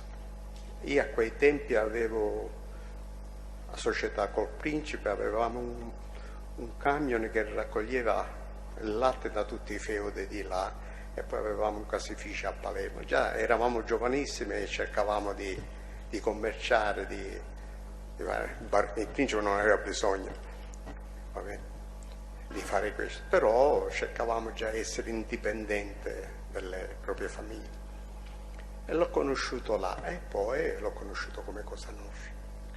Senta, avevate la società col Principe, per favore dica il nome. L'ho detto stamattina, lo posso ripetere: Alessandro Vanni Caldello di San Vincenzo. Senta, ma quando, visto che comunque poi torniamo a Gioè, alle telefonate, alle domande che le dovevo fare, Però mi ha incuriosito il fatto che lei ha detto Riina ogni tanto parlava male di Provenzano, ma io non gli ricordavo, è sempre un corleonese. Ma in che senso Riina parlava male di Provenzano? Quando è avvenuto, per quello che è a sua conoscenza? Ma per abitudine adesso c'era l'occasione, ho detto Provenzano. Riina sempre di tutto ha parlato male. Non poteva vedere il greco, non poteva vedere il sacco, non poteva vedere il rime, non poteva vedere i Cinesara. Dove c'era una dinastia di Cosa Nostra, lui aveva sempre da dire. Forse... E di Provenzano, se ne ha ricordo? Di Provenzano, perché Provenzano, specialmente nel periodo che si guadagnavano i soldi con i sigaretti a Napoli, che si facevano nave di sigarette o soldi dei sequestri e cose, Provenzano investiva in certe cose che lui non condivideva con Torrina, e a volte si criticava. Provenzano ha comprato terreno, vede aveva un terreno che era un po' montagnoso, e noi sappiamo che in un certo terreno si possono fare i peschetto, in certi terreni se c'è frosta, come si dice, gelata la mattina, brucia l'albero, e quello aveva fatto una piantagione in un posto, va spendendo i soldi, ora arricchisce con questo. Lo criticava, poi lo criticava che si era preso Provenzano professore come contabile là, come per investire, il professore Provenzano mi sembra che si chiamasse, che io ho conosciuto il padre Sebastiano di Colleone, che aveva un feudo a Colleone, e questa era la critica. Poi l'amicizia a volte criticava con Ciancimino, ma Totò Cerrina era fatto così. Torniamo a Gioè e alla domanda che le avevo fatto. È capitato che nel corso di telefonate con Gioè, mentre lei era detenuto in Inghilterra, comunque si affrontassero argomenti di Cosa Nostra, di quello che stava succedendo in Cosa Nostra, di vicende di Altofonte o di Cosa Nostra in particolare, in generale? Ma di Altofonte proprio che mi interessavo molto, da quando era, come si suol dire, una cosa molto ristretta e piccola, nel senso, ma si parlava che erano impazziti, va bene, e mi ricordo Nino Gioè, quando ci ho fatto sapere. Ecco, devo andare indietro però, se io devo parlare di Gioè. Quando in Inghilterra, chiuso con me, là c'era un arabo che era dei servizi segreti siriani. Come si chiama? Nizza Indagui, se lo dico bene non lo so, però. In quale carcere eravate? Ma eravamo stati nell'85, nei primi giorni che ci hanno arrestato, e lui mi sembra è stato l'85, principio 86, l'hanno arrestato a Londra perché stava facendo un attentato su un aereo comunque, e me l'hanno portato dove ero io, eravamo 3-4 chiusi, c'erano 2 irlandesi e poi c'era lui e io. È arrivato questo, con questo abbiamo preso anche una buona amicizia, conoscenza, e poi di là ci siamo ritrovati anche a Fussatan, mi sembra, sì, a Fussatan. A Fussatan eravamo in un'altra situazione, allora venivano a visitarlo arabi, amici suoi, e mi presentava, perché là non è la visita come in carcere italiane, c'erano stanze e così. Io ci portavo il caffè, per dire mi sedevo con loro, portavano dolci da mangiare, mangiavamo e si parlava. E erano pure, per come ho capito, erano pure agenti siriane o dei paesi di loro. Ma che Indawi fosse un agente dei servizi segreti siriani, lei come lo sa? Che me l'ha detto lui, perché lui era stato tutto poi con me, era stato prima in Libia a esercitazione, là non so che cosa facevano, nei campi di esercitazione, e poi Gheddafi ce l'aveva dato, perché questi palestinesi sono di origine, mi sembra, come giordano, perché sono sparpagliati per tutta l'Africa del nord. E allora quando l'hanno formato se l'hanno preso i siriani. Lui parlando mi raccontava, ma quando abbiamo toccato il tasto Ustica mi ha raccontato tutto di Ustica e cose, e altre molte cose, va bene? Ma qualcosa di Ustica già la sapevo io tramite Santo Vito, va bene?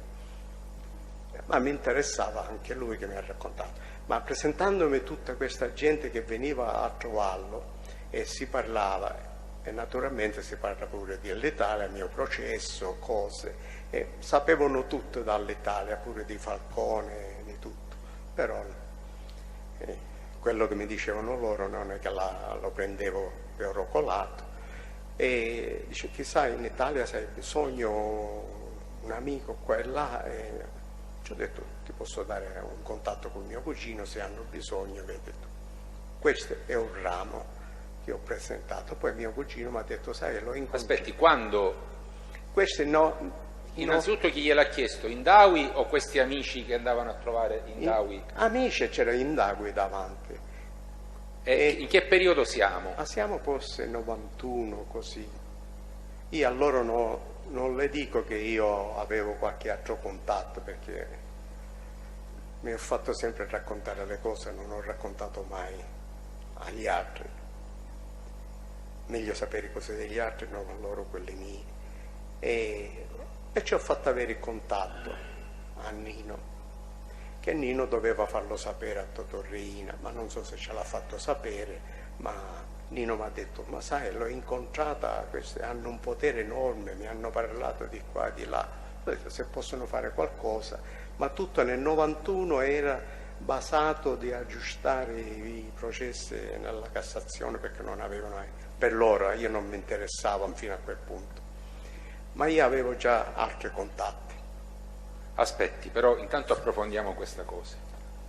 Quando queste persone nel 91, alla presenza di Indawi, le chiedono un contatto in Italia, le spiegano a che cosa doveva servire questo contatto in Italia, a che cosa doveva essere funzionale, diciamo, per quale motivo le chiedevano un contatto?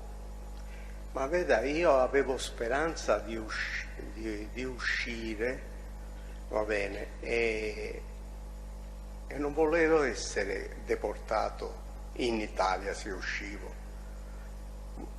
perché uno che è deportato può scegliere in quale paese può andare, se un altro paese lo richiede, e stavo cercando un contatto con Nino, qualcosa, perché sai io andarmene prima in Libano e poi in Giordania, perché a Palermo ero imputato, c'erano tanti collaboratori che parlavano di me, cercavo di non venire a Palermo e così avevo messo in contatto su questo riguardo, ma da questo riguardo che questi venivano ogni settimana nel carcere di Fussato è nato poi, perché questi si spiano uno con l'altro, gli arabi, e sapendo che là c'era Indawi, una sera spuntano 3 persone di lingua inglese, uno si capiva che parlava bene inglese, però aveva l'accento arabo, era israeliano. Volevano sapere che cosa si dicevano in Indawi e cosa avevamo parlato, perché questi avevano paura, si organizzavano qualcosa, erano servizi inglesi con quelli. Non ho approfondito di niente, ci ho detto che non sapevo niente, non mi interessava niente. Mi hanno minacciato pure che erano capaci di fare di tutto, e di questo mi preoccupa, anche non ho fatto vedere, mi sono preoccupato un po', perché essendo inglesi e l'altra australiana e cose, che volevano sapere che cosa si parlava con gli arabi, e visto i minacci, finita là. L'indomani chiedo al direttore chi erano questi alle 8 di sera, ma dice, non so niente, dice vediamo. Passano 2 giorni, 3 giorni, mi informo di nuovo, direttore, dice vedi Francesco, mi chiamavano come primo nome, vedi Francesco, ci sono persone che quando entrano non lasciano tracce, che vuoi, va bene, faccio un bigliettino, lo faccio avere, mi ricordo come ci è arrivata a mio fratello, e mio fratello mi dice stai tranquillo, ci ho detto non so che posso combinare, ma prima di me avevano fatto questo con Indagui, che vedo mezza giornata che manca Indagui, quando rientra Indagui è pallido e mi dice chissà scompaio, dice a mio fratello che sono venute, che lui capisce, sono venute persone di Israele. Perciò non so che cosa avevano, vabbè. Ma quando chiamano a me la sera, chissà io potevo sapere, ho detto qua si sta complicando la situazione, faccio sapere a mio fratello per telefono, stai tranquillo che non ti succede niente, nel senso però sappiamo che tu... Qualche chiarimento? Sì. Prego di rispondere alle mie domande in maniera diretta. Intanto io non ho capito bene chi è che le chiede di avere un contatto in Sicilia, contatto che lei individua per Nino Gioè. No, non è che me lo chiede loro chi è, io le dico ti posso... Sì, ma chi le chiede il contatto in Sicilia, in Italia? I tre, chiamiamoli africani, come si dice, arabi, ecco, va bene. L'amici o uno lo chiamavano cugino perché questi arabi sono tutti fratelli e cugini, va bene. Uno di loro dice se vuoi ti possiamo aiutare in Italia e tutto, possiamo contattare un tuo familiare, cosa. Ci ho detto no, i miei familiari, ma vedi c'è un mio cugino che faccio avere, ma poi che cosa hanno combinato? Mio cugino mi dice che avevano un potere, non so dove ci hanno dato appuntamento o meno. Sì, per rispondere al pubblico ministero, quindi erano i visitatori di Indavi, di questo Indavi. E questo avviene nel 1991, riesce a specificare quando, su per giù? O era 90, era 91. Invece la visita di questi altri 3 soggetti, lei ha detto servizi segreti inglesi, di cui uno... subito dopo, in quel periodo sempre si bazzica. Subito dopo. Lei ha detto questi mi chiedono di sapere cosa volevano quelli con Indawi, giusto? Sì, di che cosa parlavano, va bene. Poi mi minacciano, ma che cosa le minacciano? Noi prima veramente non erano minacce, prima dice, noi siamo, se vuoi ti facciamo uscire, parliamo con l'Italia, tutte promesse, va bene. Poi visto che io l'ascoltavo col sorrisino, qua e là, poi sono passate minacce, visto che non volevo acconsentire di nessuna cosa. E quali minacce le hanno formulato? Che erano capaci, una che potevano dire a Palermo che io stavo collaborando, mettere questi chiacchiere in giro e ti ammazzano tutti i familiari, e in quei tempi vero lo ammazzavano. E dopo chissà ti possiamo venire a prendere di notte, ti buttiamo qua, ti buttiamo là, e queste parole per me sono minacce. E lei si preoccupò in quel momento di fare sapere in Sicilia che aveva ricevuto queste visite? Sì, certo, mi sono preoccupato anche, tra virgolette, perché di solo non sono uno che comunque... che diventa pallido a prima. E ho fatto un bigliettino, non mi ricordo a chi, se c'era un familiare che mi erano venuti a trovare o amici, così. Ho fatto un bigliettino molto piegato, molto in una maniera e chiuso, e l'hanno concesso. Ho detto farla avere a mio fratello ci ho detto per te, farla avere allo zio. Lo zio era per Totò Riina, ma non lo so se era Totò Riina o ce l'ha fatta avere a qualche altro che a quei tempi era il capomandamento. Lei a chi ha detto farla avere allo zio? A chi mi ha telefonato dicendo di non preoccuparmi quando uno dei miei fratelli, non mi ricordo. Quindi lei voleva avvertire per lo zio chi è, scusi? Ma io avevo detto per Totò Riina, perché io non potevo, o perché Bernardo Brusca era in galera in quei tempi, non so a chi loro avevano il contatto. Sì, ma lei, mi corregga se sbaglio, ha detto che lei ha detto a suo fratello fallo avere allo zio. Sì. Lei chi intendeva per zio nel momento in cui parla con suo fratello? Poteva essere Totò Riina, ma siccome la risposta me l'hanno dato dopo un po' di giorni, può darsi che non ci sono arrivata a Riina, ma che l'hanno consegnato qualcuno che andava a Riina, perché il capomandamento mio, non so chi era in quel periodo, era Di Maggio, era Giovanni Brusca, ha potuto darlo, faccio sapere a Riina o meno, se ce l'hanno detto.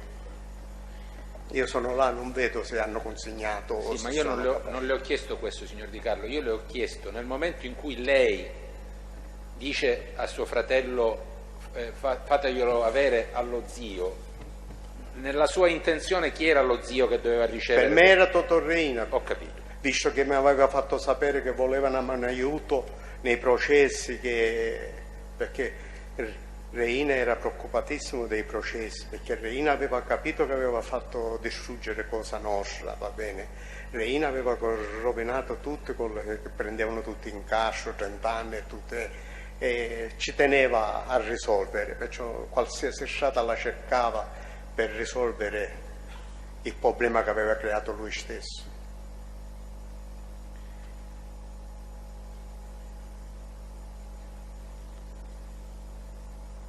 Lei ha avuto contatti con Nino Gioè proprio nel periodo delle stragi del 92?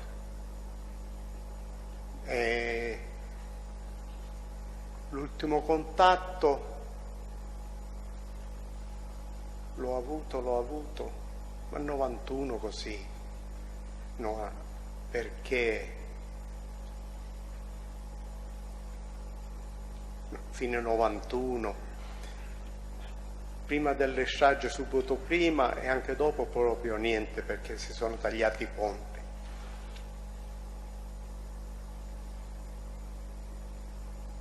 Perché succedendo questo pure se chiamavo il cognato di mio fratello, che era Cosa Nostra, lo chiamavo e erano tutti preoccupati, forse la gente i telefoni e cosa non usavano più o meno.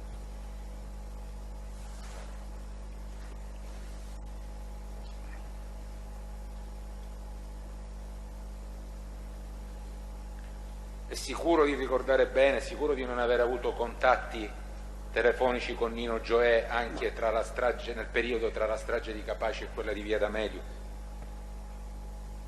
Sì, mi sembra che ne ho avuto una, che parlando perché la seconda strage ha impressionato, nel senso di farla così vicino. Mi sembra che mi ha avuto un contatto, sì, e che io ci ho detto, ma dice sono impazzite, ma per farmi capire che erano Villa Grazia o zone di là che l'avevano fatta e no loro. Questo che c'ho un ricordo.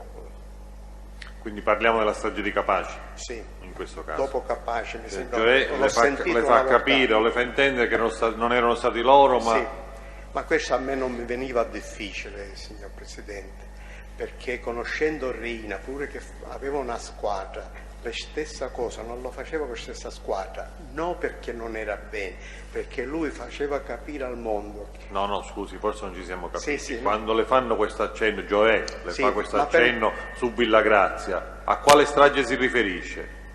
Quella di Capaci o quella di Via D'Amelio? Quella di Via D'Amelio, perché lei qua dovrebbe essere quindi più preciso, siccome lei ha detto che il contatto è avvenuto tra la strage di Capaci e quella di Via D'Amelio, quindi ancora se non c'era stata quella di Via D'Amelio, quella dopo di Via D'Amelio, allora quindi è stato dopo quella di Via D'Amelio? Sì, perché che lei ricorda questo riferimento a Villa Grazia?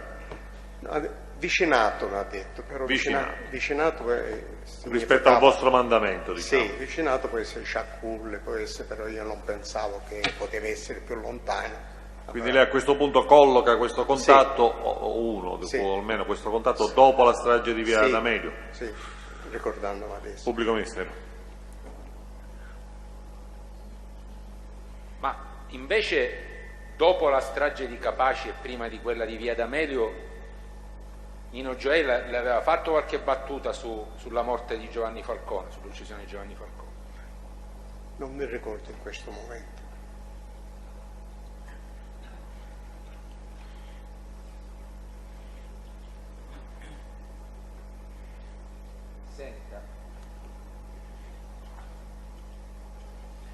Torniamo a questa telefonata con Gioè dopo la strage di Via D'Amelio. Mi pare che lei ha già detto sono impazziti e dice che Gioè fece riferimento al vicinato o vicinanzo, come aggiunse lei che cosa diceva a Gioè e che cosa aggiunse Gioè, se lo ricorda? Non mi posso ricordare le parole che ha potuto aggiungere, ma era un vocabolario per quello che era. Ma quando mi dice che l'ha fatto con altri, perché quella avevo capito con che l'avevano fatto, lui mi aveva capito che c'entrava, ma quando mi dice con altri, ma io capivo, perché nemmeno Gioè poteva conoscere, ho tantissimi. Reina l'abitudine, Reina ha fatto tremare Cosa Nostra siciliana perché aveva un senso militare, faceva con una squadra che gli altri che erano pure intimi pensavano a un potere enorme e allora non alzavano la testa perché questo usa gli altri per noi. Cioè, lui intimidiva in questo modo che dovunque aveva, mai faceva la stessa cosa con le stesse persone. Cioè, non è che mi sono, come dire, chissà come non l'avete fatto voi, perché sapevo il suo sistema. Era il sistema di Reina e non faceva sapere all'altra squadra chi aveva fatto l'altro, perché ognuno faceva, ma come? Noi l'abbiamo fatto, noi a chi ha usato? Allora tremava la gente, perché le gestiva segretamente, che aveva tutte a disposizione.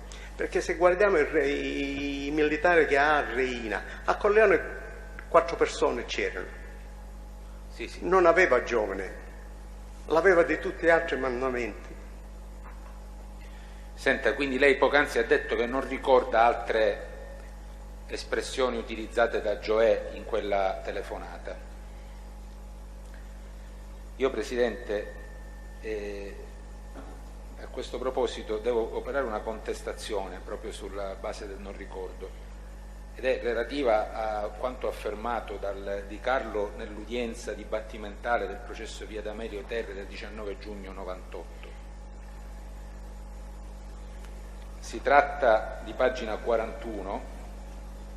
Scusi, Pubblico Ministero, è l'atto che non ha... Sì, è l'atto, ma noi riteniamo, Presidente, come abbiamo già detto, che intanto è a disposizione da ieri degli avvocati. In ogni caso per ora è nell'esposizione, quindi possono seguire, fermo restando che poi ovviamente sarà dato spazio ad ogni tipo. Vi faccia precisare che noi abbiamo ieri formulato la richiesta e ci hanno detto che gli atti non ce li consegnavano prima di venerdì, cioè domani. Quindi nel senso che quindi la difesa al momento non è di... Assolutamente, la difesa non ha nulla. E allora è un po' diversa la cosa. Pensavo che fossero in possesso già della difesa. No, Presidente, al momento dell'avviso di deposito gli atti sono a disposizione. Se vengono chieste le copie è un'altra cosa, ma da ieri sono consultabili. E poi in ogni caso anche ora è un discorso avere copie. Vorrei sapere se è stata fatta richiesta. Glielo confermo, Presidente, ieri è stata formulata. E non è stata rilasciata. E allora su questa parte il pubblico ministero è invitato a ritornare successivamente nel prosieguo dell'esame che faremo. Però Presidente, soltanto per precisione, da ieri questo verbale è a disposizione nella sua materiale. Sì, ma noi dobbiamo prendere atto, quanto ci dice il difensore, che avendo richiesto copia ancora non gli è stata materialmente rilasciata. Io non ho motivo ovviamente il Ministero deve essere messo in dubbio anche nel momento in cui legge. Abbiamo detto che non ci opponiamo al controesame, ma io sto leggendo una parte. Ma però, non è una questione di sfiducia nei confronti. È un po' diverso pubblico ministero rispetto a quello che stamattina mi era sembrato di capire. Mi era sembrato di capire che comunque la difesa avesse già potuto avere copia di questi verbali e che però se non un avesse verbale avuto il viene tempo di chiesto con studiare. Urgenza viene rilasciato nel giro di 10 minuti. Sta di fatto che comunque allora, la difesa non è nel momento in cui è a disposizione non sta a noi poter chiedere se il verbale deve essere rilasciato in copia con urgenza o non con urgenza. Da ieri è a disposizione. Comunque è stata fatta richiesta, ma noi prendiamo atto che la difesa in questo momento non ha a disposizione questo verbale. Quindi invito il pubblico ministero, avvocato Anania, non è necessario, perché invito il pubblico ministero a soprassedere al momento su questa fase, fermo restando che noi a questo punto non concluderemo in ogni caso anche l'esame da parte del pubblico ministero del Di Carlo, ma continueremo in ogni caso con l'esame in modo da poter dare al pubblico ministero di completarlo anche avvalendosi di quest'atto per il quale al momento noi soprassediamo. Presidente, a me nulla è stato notificato. Ieri sera alle 16:20 i carabinieri della DIA mi hanno notificato un avviso di attività integrativa di indagine. E sarà questo? Sarà quello, però a me dissero che erano trascrizioni di intercettazioni. Ma nell'avviso cosa c'è scritto? No, c'è scritto deposito attività integrative di indagine emessa il 24 gennaio 2014. Non so di che cosa si tratta, però mi dissero a voce che si trattava di trascrizioni di intercettazioni. Comunque, in ogni caso il problema al momento è superato, perché noi ci riserviamo di far completare poi l'esame del Di Carlo da parte del pubblico ministero alla prossima udienza, in modo da dare la possibilità a tutti di conoscere l'atto. Quindi sospendiamo, diciamo, su questo tema in particolare e poi lo riprenderemo quando sarà. Senta,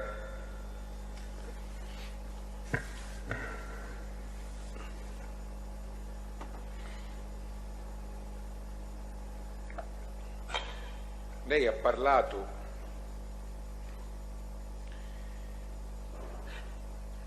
della visita e anche del contenuto dei colloqui di persone che si sono qualificate, o comunque lei ha capito essere esponenti di servizi segreti stranieri. Le volevo chiedere, nel periodo in cui lei è stato detenuto in Inghilterra, ha ricevuto anche la visita di esponenti di servizi o comunque di forze di polizia provenienti dall'Italia? Sì. Ci vuole spiegare quando ciò è avvenuto, in che termini e qual è stato l'oggetto della o delle conversazioni? Ci dica lei.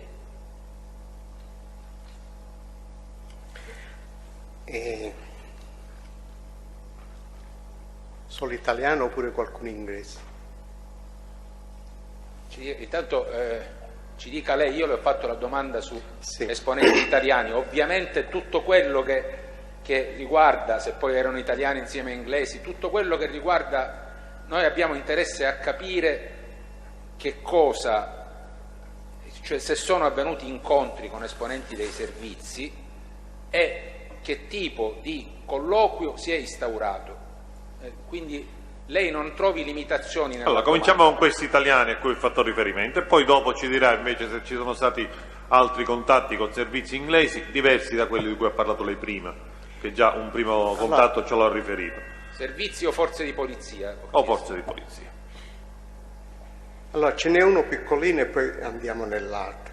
Un giorno mi viene un poliziotto inglese che aveva delle foto nelle foto per farmi vedere foto. L'ho guardato, ci conosci queste persone? Ci ho detto sì. Ci conosci il posto? L'ho riconosciuto, le foto erano del castello da me. E mi dico, queste due persone sono assieme, le persone che raffiguravano erano Michele Greco e il giudice Ayala. Ma io, sapendo il locale l'ho fatto io, come erano distribuiti i sedi, i tavole, c'erano assieme questi signori. Ci ho detto no, non si conoscevano nemmeno, perché io sono Cosa Nostra e difendo sia l'uno e sia l'altro, perché non è giusto nemmeno un magistrato, anche quando potevo essere dall'altra parte in quel minuto, metterlo in condizione non veri. Ci ho detto no, ci ho detto. Ma è sicuro? Insomma, cercava. Da questo ho capito che c'era un poliziotto italiano che era venuto e aveva fatto entrare, che poteva entrare più facilmente l'ingresso.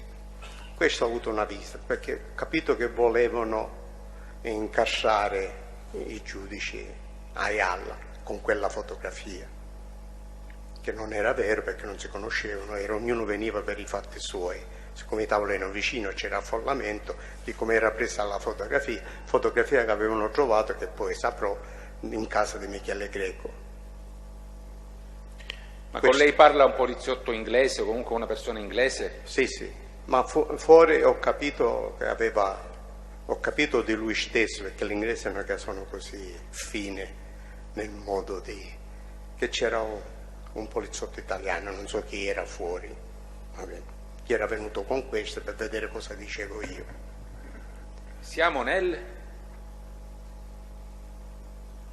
Siamo prima che venisse, che poi io ho incontrato il giudice Ayala in Inghilterra, prima ancora, perché poi abbiamo avuto questo argomento quando è venuto per un interrogatorio assieme al dottore Di Lello, mi sembra che si chiamasse il giudice Di Lello. Perciò loro sono venuti, se non sbaglio, nei primi, non vorrei commettere errore di mesi o di anni, mi sembra nei primi dell'89 Ayala Di Lello, perciò questo era stato prima, perciò non so quando, non posso dire, era stato prima. Lei ha detto che questa era la cosa piccolina, poi? Sì. E dopo, allora, ho avuto una visita, ma devo cominciare dalla visita che ho avuto. Scusi, prima di passare, lei sapeva chi era il poliziotto italiano che aveva dato la fotografia al poliziotto inglese? Ha già risposto che non... No, non l'ho visto e non l'ho chiesto. Anche perché non è entrato da quello che abbiamo capito, è rimasto fuori. Lei ha capito che c'era un poliziotto. Ho capito perché quello stesso ci sfugge la parola, va bene. Non sa chi è, l'aveva già detto prima. Anzi, mi è sfuggita una cosa, voleva che io facessi una cosa scritta, cioè, non ho niente da fare scritta, non sono assieme, se ti basta, cioè, perché l'Italia vuole sapere questo, ma sapeva chi era dietro la porta quello. Allora, vado avanti, passiamo all'altro episodio cui ha fatto cenno. È un po' lunghetto, va bene? E io sono un po' stanco, comunque partiamo. Se vuole poi facciamo una pausa, se lei ritiene di poterci magari raccontare questo episodio o vogliamo fare allora una pausa. Lei, no, Presidente, se è possibile e se il signor Di Carlo è in condizioni raccontiamo l'episodio. Allora, lo dica lei, se lei se la sente, se vuole invece fermarsi, noi possiamo anche sospendere, perché capisco che l'esame è abbastanza impegnativo. No, perché da dove vengo? Alzarsi alle 4 per prendere aerei per arrivare. Quindi lei vorrebbe addirittura che io parlavo di una pausa per continuare, lei invece non si sente. No, per carità. E allora direi, visto che lei ha questo, comunque noi lo dovremmo continuare. Affrontiamo magari questo tema così lo chiudiamo e poi magari ci aggiorniamo per il prosieguo a un'altra udienza. Va bene. Faccio un piccolo sforzo, vediamo di fare il punto della situazione e poi ci aggiorniamo. Io ho avuto prima, per cominciare dall'inizio, un interrogatorio del dottore Falcone, Natoli, e il procuratore si chiamava Gianmanco, sì, Gianmanco. Sono venuti, non so se era a fine di ottobre 88. Sbaglio mese, non mi richiamate perché sono tanti anni. Ho sentito l'avvocato Di Pere che... No, proceda, non si preoccupi. Aveva chiesto perché forse non aveva sentito, era successo. Conosco la voce dell'avvocato Di Pere. E non so se era a fine 88. Erano venuti assieme questi 3 magistrati e c'era il mio avvocato inglese di origine italiana, che oggi da tanti anni è magistrato perché è facilmente passare da avvocato a magistrato. C'è stato l'interrogatorio, un buon rapporto perché offerte caffè italiano. Prima aveva detto no, dice no, qua fanno, e ci ho detto io le do quell'italiano proprio. Allora, avevo la caffettiera, ci ho fatto il caffè. Qualche battuta di scherzo. Ci siamo salutati con il dottor Falcone, mi ha detto che era a disposizione quando io avevo intenzione di ritornare in Italia. Ha avuto parole buone perché mi ha detto lei ci entra marginalmente in tutta questa cosa dei container che erano indirizzati in Canada e cose. Si riferisce ai fatti per i quali era stato Sì. condannato lì in Inghilterra, Sì. evidentemente. Va bene, sa, Sì, no, era per chiarirlo perché Sì, poi sì, il riferimento generico poi Per nella un- registrazione è più difficile per un riprenderlo. condannato, quando arriva un magistrato e dice queste buone parole, uno apprezza veramente.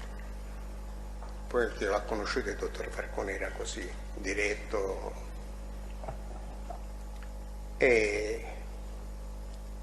Ma dopo che sono partiti loro, non so se sono passato un po' di mesi, viene il dottore Di Lello col dottor Ayala per un interrogatorio, non so, di altre cose avevo. Siamo stati naturalmente a quei tempi io non rispondevo, nel senso, però dovevano fare il verbale che erano venuti, però un caffè passa all'altro, sempre qualche ora passa. Dottore Ayala, che io lo conoscevo, sì, perché veniva al castello, era giovane, veniva a ballare, ancora forse non era a Palermo come magistrato, non so se era pretore. E anche quando parte tutto lo conoscevo pure bene perché era sposato con una nobile che era un po' parente del mio amico San Vincenzo. Parlando così erano state 2 giorni prima, perché erano venuti per 3 giorni, in 2 coimputati, in 2 carceri differenti. 2 imputate che erano incensurate, di origine italiana, ma non le conosceva nessuno. E poi vengono da me. Ayala, non so come ci scappa la parola, mi dice fuori ci aveva accompagnato, non so se ha detto il nome perché io a quei tempi non conoscevo nemmeno il nome.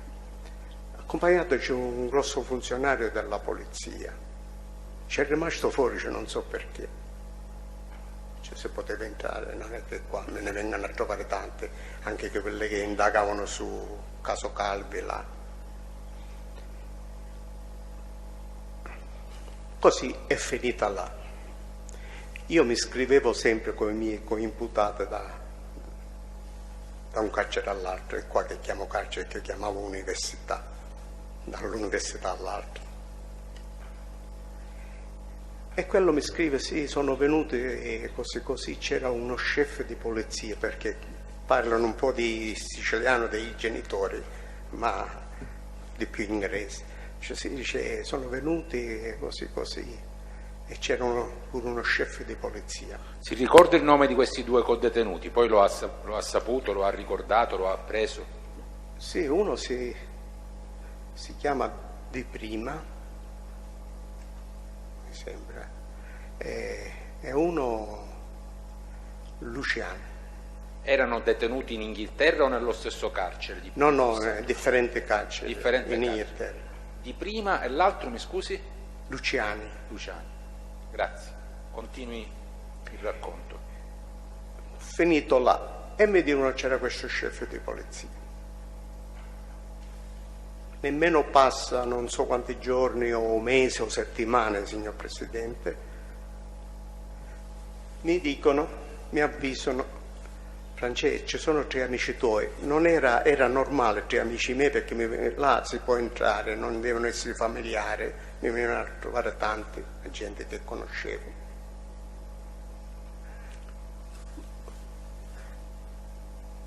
Attraverso il corridoio e vado nelle stanze dove uno riceveva visite, chiamano visite, colloqui, come vogliamo chiamare, e trovo 3 persone. Saluto con me con allegria: buongiorno, good morning, non sapendo se erano italiano o erano inglesi. E ho detto: mi hanno detto che avevo 3 amici, ma non ho il piacere di conoscere. E dice: sì, veramente non ci conosciamo e ci conosciamo. Uno di questi, che poi mi dice si chiama Giovanni, che abbiamo avuto più rapporti, mi chiama a parte e mi dice: io ti porto i saluti di Mario. Chi era Mario? Mario era uno dell'esercito. Quando l'ho conosciuto io mi sembra che era capitano o maggiore, cosa era? Era intimo con Peppino Santovito. È il Mario di cui lei ha già parlato stamattina o un altro persona? A chi si riferisce? Ma Mario stamattina ho parlato di Mario. Quindi non era quello? Sì, quello fosse che ho accennato. Ferraro. Dico il cognome, sì. A lei ha detto anche il cognome. Sì, noi siamo... Mario, no, a quei tempi io sono Mario. Va bene. Comunque lei si riferisce a quello che poi ha indicato come Ferraro, sì, in sostanza. Mi tira da parte e mi dice: ti saluta Mario, sono amico Mario, perché ti vedo che non ti vuoi sbottonare. Dice: guarda che, come sta Mario, ci chiedo io. Dice: lui è sempre in giro per il mondo, visto il lavoro che faceva. E allora avviciniamo a quello, mi presenta, non arrivo a capire il nome, se me l'ha detto non lo so. L'altro era inglese, Niger, l'ho capito che era inglese, mi è suonato. L'altro non l'avevo capito bene, comunque siamo là, non parlava quasi mai, ascoltava. E lui mi presenta il discorso che aveva. Ho detto: ma che, dimmi, cioè, non siamo venuti per sapere qualcosa di dove tu puoi appartenere, perché già Cosa Nostra è nelle orecchie, perché c'era una collaborazione di tanta gente. Mi scusi, chi parla? Mario o l'altra persona? Mario non c'era, e il saluto mi porta. Semmai l'emissario di Mario o l'altra persona? Chi parla? Lui ha detto Giovanni. Questo Giovanni lei sa il cognome, così no. L'ho saputo anche dopo? No. Quindi ci fermiamo al Giovanni per il momento. E mi dice: non pensare che è per tu collaborare, perché lo so che noi non ci interessano queste cose, e nemmeno di far arrestare qualcuno. E allora, ditemi che cosa posso essere. Mi deve far avere un contatto, perché a Palermo, di gente che comanda veramente con i corleonesi, e ci ho detto i contatti, perché noi ci interessa il ramo politico e certe situazioni, e di là abbiamo cominciato a parlare. Ho detto, io non so, cioè, ho detto a chi per adesso. Ho detto, lasciatemi qualche settimana e poi ci vediamo. Perché noi dipende cosa dobbiamo fare, non vogliamo conseguenze, prima l'avevamo, e adesso non ce l'abbiamo più la persona che apparteneva, lui mai parlavano che appartenesse a Cosa Nostra, che apparteneva a te. Ma in che periodo siamo? Che non mi è sfuggito se l'ha detto. Siamo nei primi di 89, penso. Sempre 89. Un mese più all'inizio, un mese più, un mese meno questo. Proceda allora. Senta, per intenderci, rispetto a quando poi si seppe dell'attentato alla Daura, siamo prima o dopo? Prima. Prima, ecco, così abbiamo, quindi siamo nei primi 6 mesi dell'89 per il suo ricordo. Ci ho promesso, prima che viene ci ho detto prendete una risposta, telefona, mi telefona. E io ti dico se vuoi salire, sale e ti dico di presenza. Contente se ne vanno, ma nemmeno passano 4 giorni e mi chiama l'inglese, Najer, quello poteva fare dei problemi. Quando mi presenta mi dice questi fanno il stesso lavoro mio, ma io sapevo cosa faceva Giovanni perché mi dice che è collega di Mario, teniamo questo punto, perciò capisco che quelle sono pure uguali. In Nigeria ci faccio tu pure sei militare? No, dice io lavoro dentro il Ministero degli Interni, una soccorsale dell'Interno, non mi specifico, c'è lo stesso lavoro di loro. E cioè? I servizi, quello che conoscevo Giovanni che era l'amico tramite di Mario, erano militari. Bene, continui. Se ne vanno, dopo 3-4 giorni mi telefona Geccio, ho detto troppo presto. Allora richiamo. Comunque in quei giorni, in quei 15 giorni, sono passate 2 settimane, cerco di farci avere un contatto con Ignazio Salvo. A Ignazio Salvo lo dico, siccome Totuccio mi ha chiesto tante volte aiuto per questi processi e cose, ho detto vedi di darci una mano con questi, perché poi con Giovanni avevo parlato che loro potevano intervenire nei processi, di fare. L'intenzione era solo, perché parlando politicamente, parlando di quello che stava succedendo, di mandare via Falcone da Palermo, annullarlo proprio, perché Falcone ne stava facendo la dia. Queste erano parole che mi ricordano. Parole dette da chi? Di Giovanni. Sempre questo Giovanni. Stava per la Procura Nazionale, erano politici, uomini dello Stato che erano tutti preoccupati che cosa poteva succedere. Ne dicevano di tutto colore, sembrava che doveva fare Mussolini, niente, Hitler che poteva indagare su tutto e mettere tutti sotto processo. Erano preoccupati, non sapevano più niente perché aveva un gruppo ristretto che lavorava per Giovanni Falcone, dottore Giovanni Falcone, e questi erano i lamenteri che parlava con me. Era solo cercare di mandarlo fuori,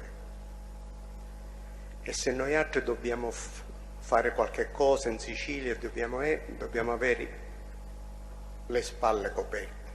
Ricordiamoci che in Sicilia, fino a che non ne arrestavano tutte, finché non succedeva, centimetro per centimetro era controllato. Qualsiasi cosa avveniva, si mettevano una bomba, glielo dico quando ci sono state bombe del 70, dovevamo saperlo tutto, e se lo faceva un poliziotto, lo faceva chiunque sia, si indagava fino a che si sapeva e moriva. Cioè, se questi dovevano fare qualcosa, volevano le spalle coperte. Una parentesi posso fare, signor Pubblico Ministero? Le dico che quando è sceso il prefetto De Francesco nell'82, dopo la morte della Chiesa, prima che scendesse, Contrada è andato da Saro Riccoboni, cioè, possiamo stare tranquilli, non sapendo, questo verso settembre, ottobre, quando è stato, non sapendo che poi 2 mesi dopo scompare Saro Riccoboni, per dire, ma garantito, per dire, chiunque sia, in quel minuto, in quel periodo, toccava Palermo, si voleva garantire la vita. Questa è parentesi. Cioè, queste erano preoccupate, avevano prima Saro Riccoboni che poteva garantire, adesso cercavano. Mi sono interessato, visto che non c'era niente di male, anche perché c'erano tutti condannati, tutti amici miei che erano morti e tante padri di famiglia condannate che io conoscevo tutti. Avevo detto che non mi interessavano più nessuno di, però capivo, compreso i miei fratelli, capivo le famiglie che cosa stavano soffrendo ancora. Ho detto, se posso dare una mano gliela do. E così mando da Ignazio Salvo. Ci ho detto che Come l'ha contattato Ignazio Salvo?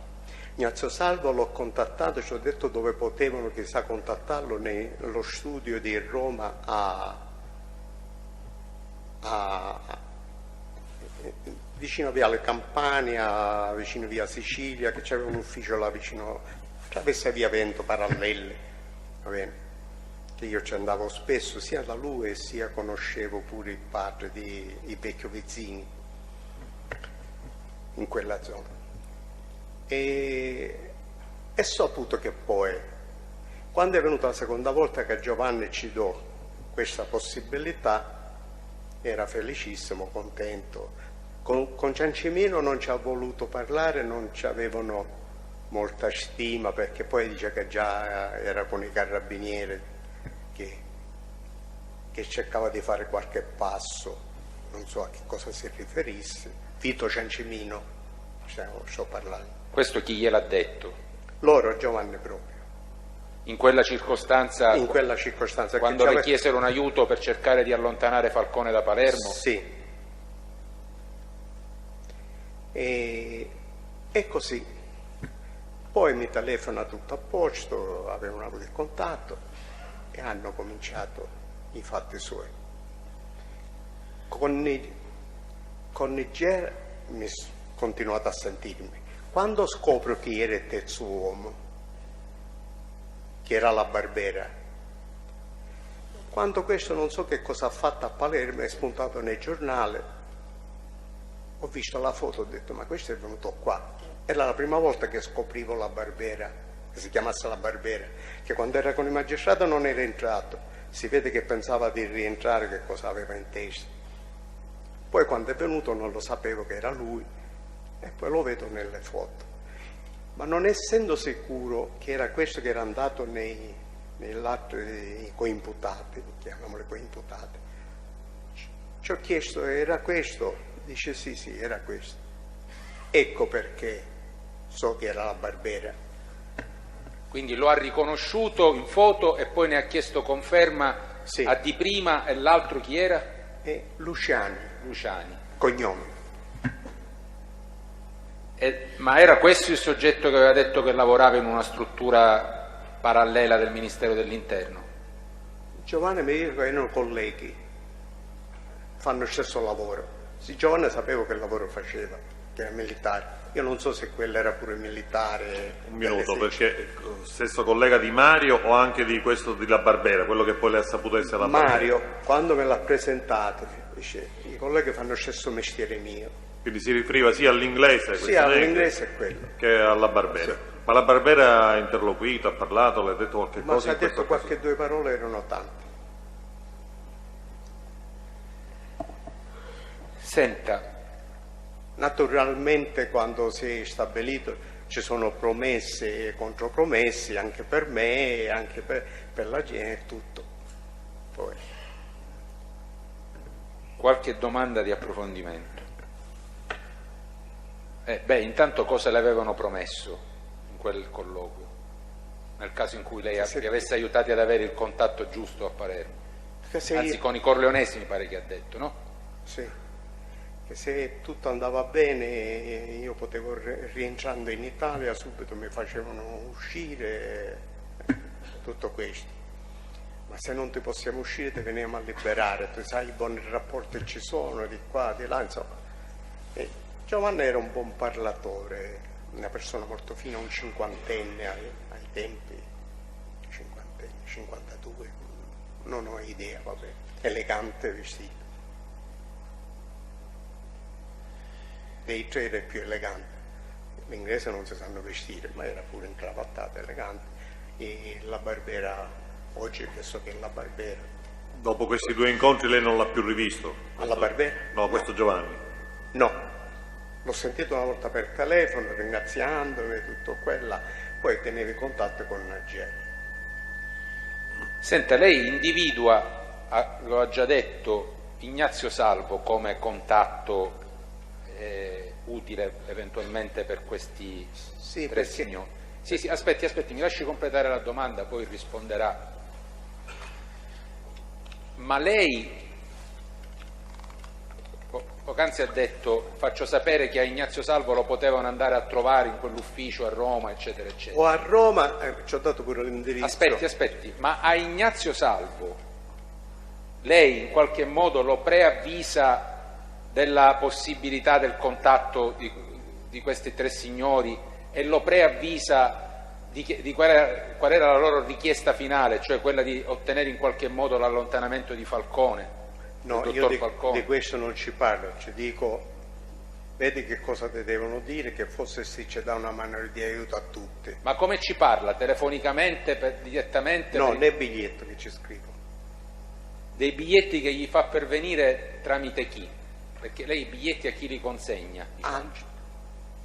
A Giovanni stesso, quindi... sia a Giovanni stesso quando viene la seconda volta. La prima volta lo mando un biglietto direttamente a Lima di portarcelo, che si vedevano con Ignazio Salvo, perché in quel periodo non so se si fosse a Palermo, ancora se si era trasferita a Roma, però siccome sapevo che loro usavano l'ufficio di Lima come suo ufficio, ce lo faccio avere io a Lima, là ci metto nella busta per l'onorevole Lima da consegnare e ce l'hanno portato.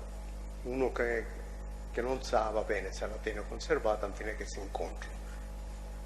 Ci ho messo pure il numero di telefono, mi poteva chiamare, chissà, naturalmente di qualche telefono pubblico.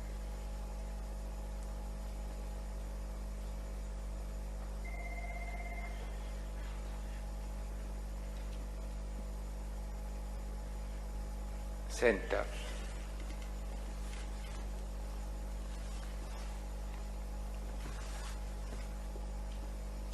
stava dicendo, poi l'ho interrotta per ribadire la domanda che le avevo fatto, che a proposito della possibilità di contattare Ignazio Salvo lei aveva indicato un ufficio a Roma e poi stava dicendo, poi ho indicato anche Palermo, dove abitava Ignazio Salvo, in fondo alla Via Libertà.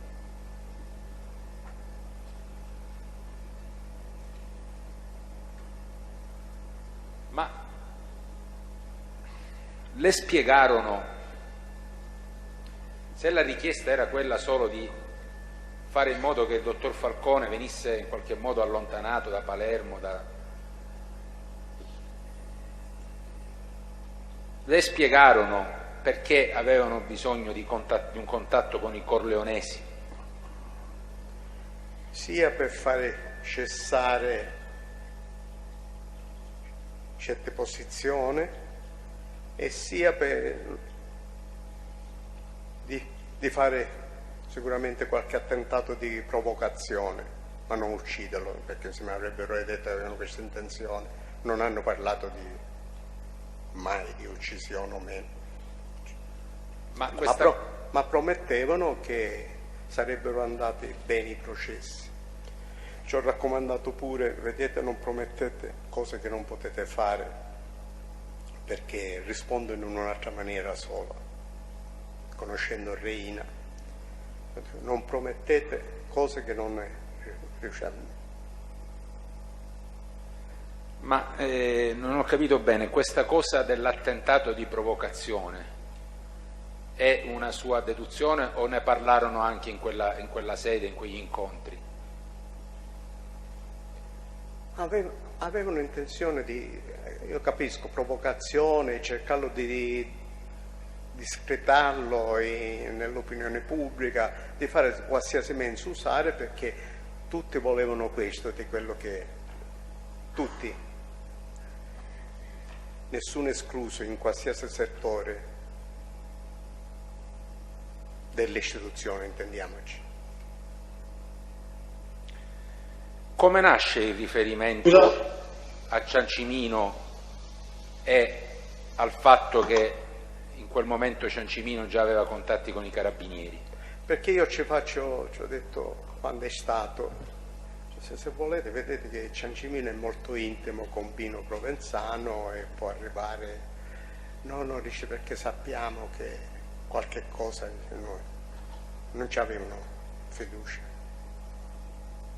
Chi è che fece riferimento ai contatti Ciancimino con i carabinieri?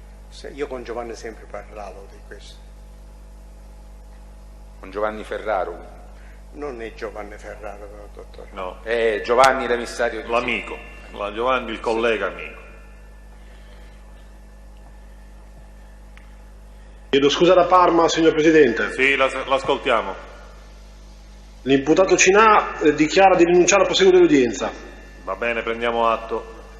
Possiamo allora interrompere il collegamento da Parma.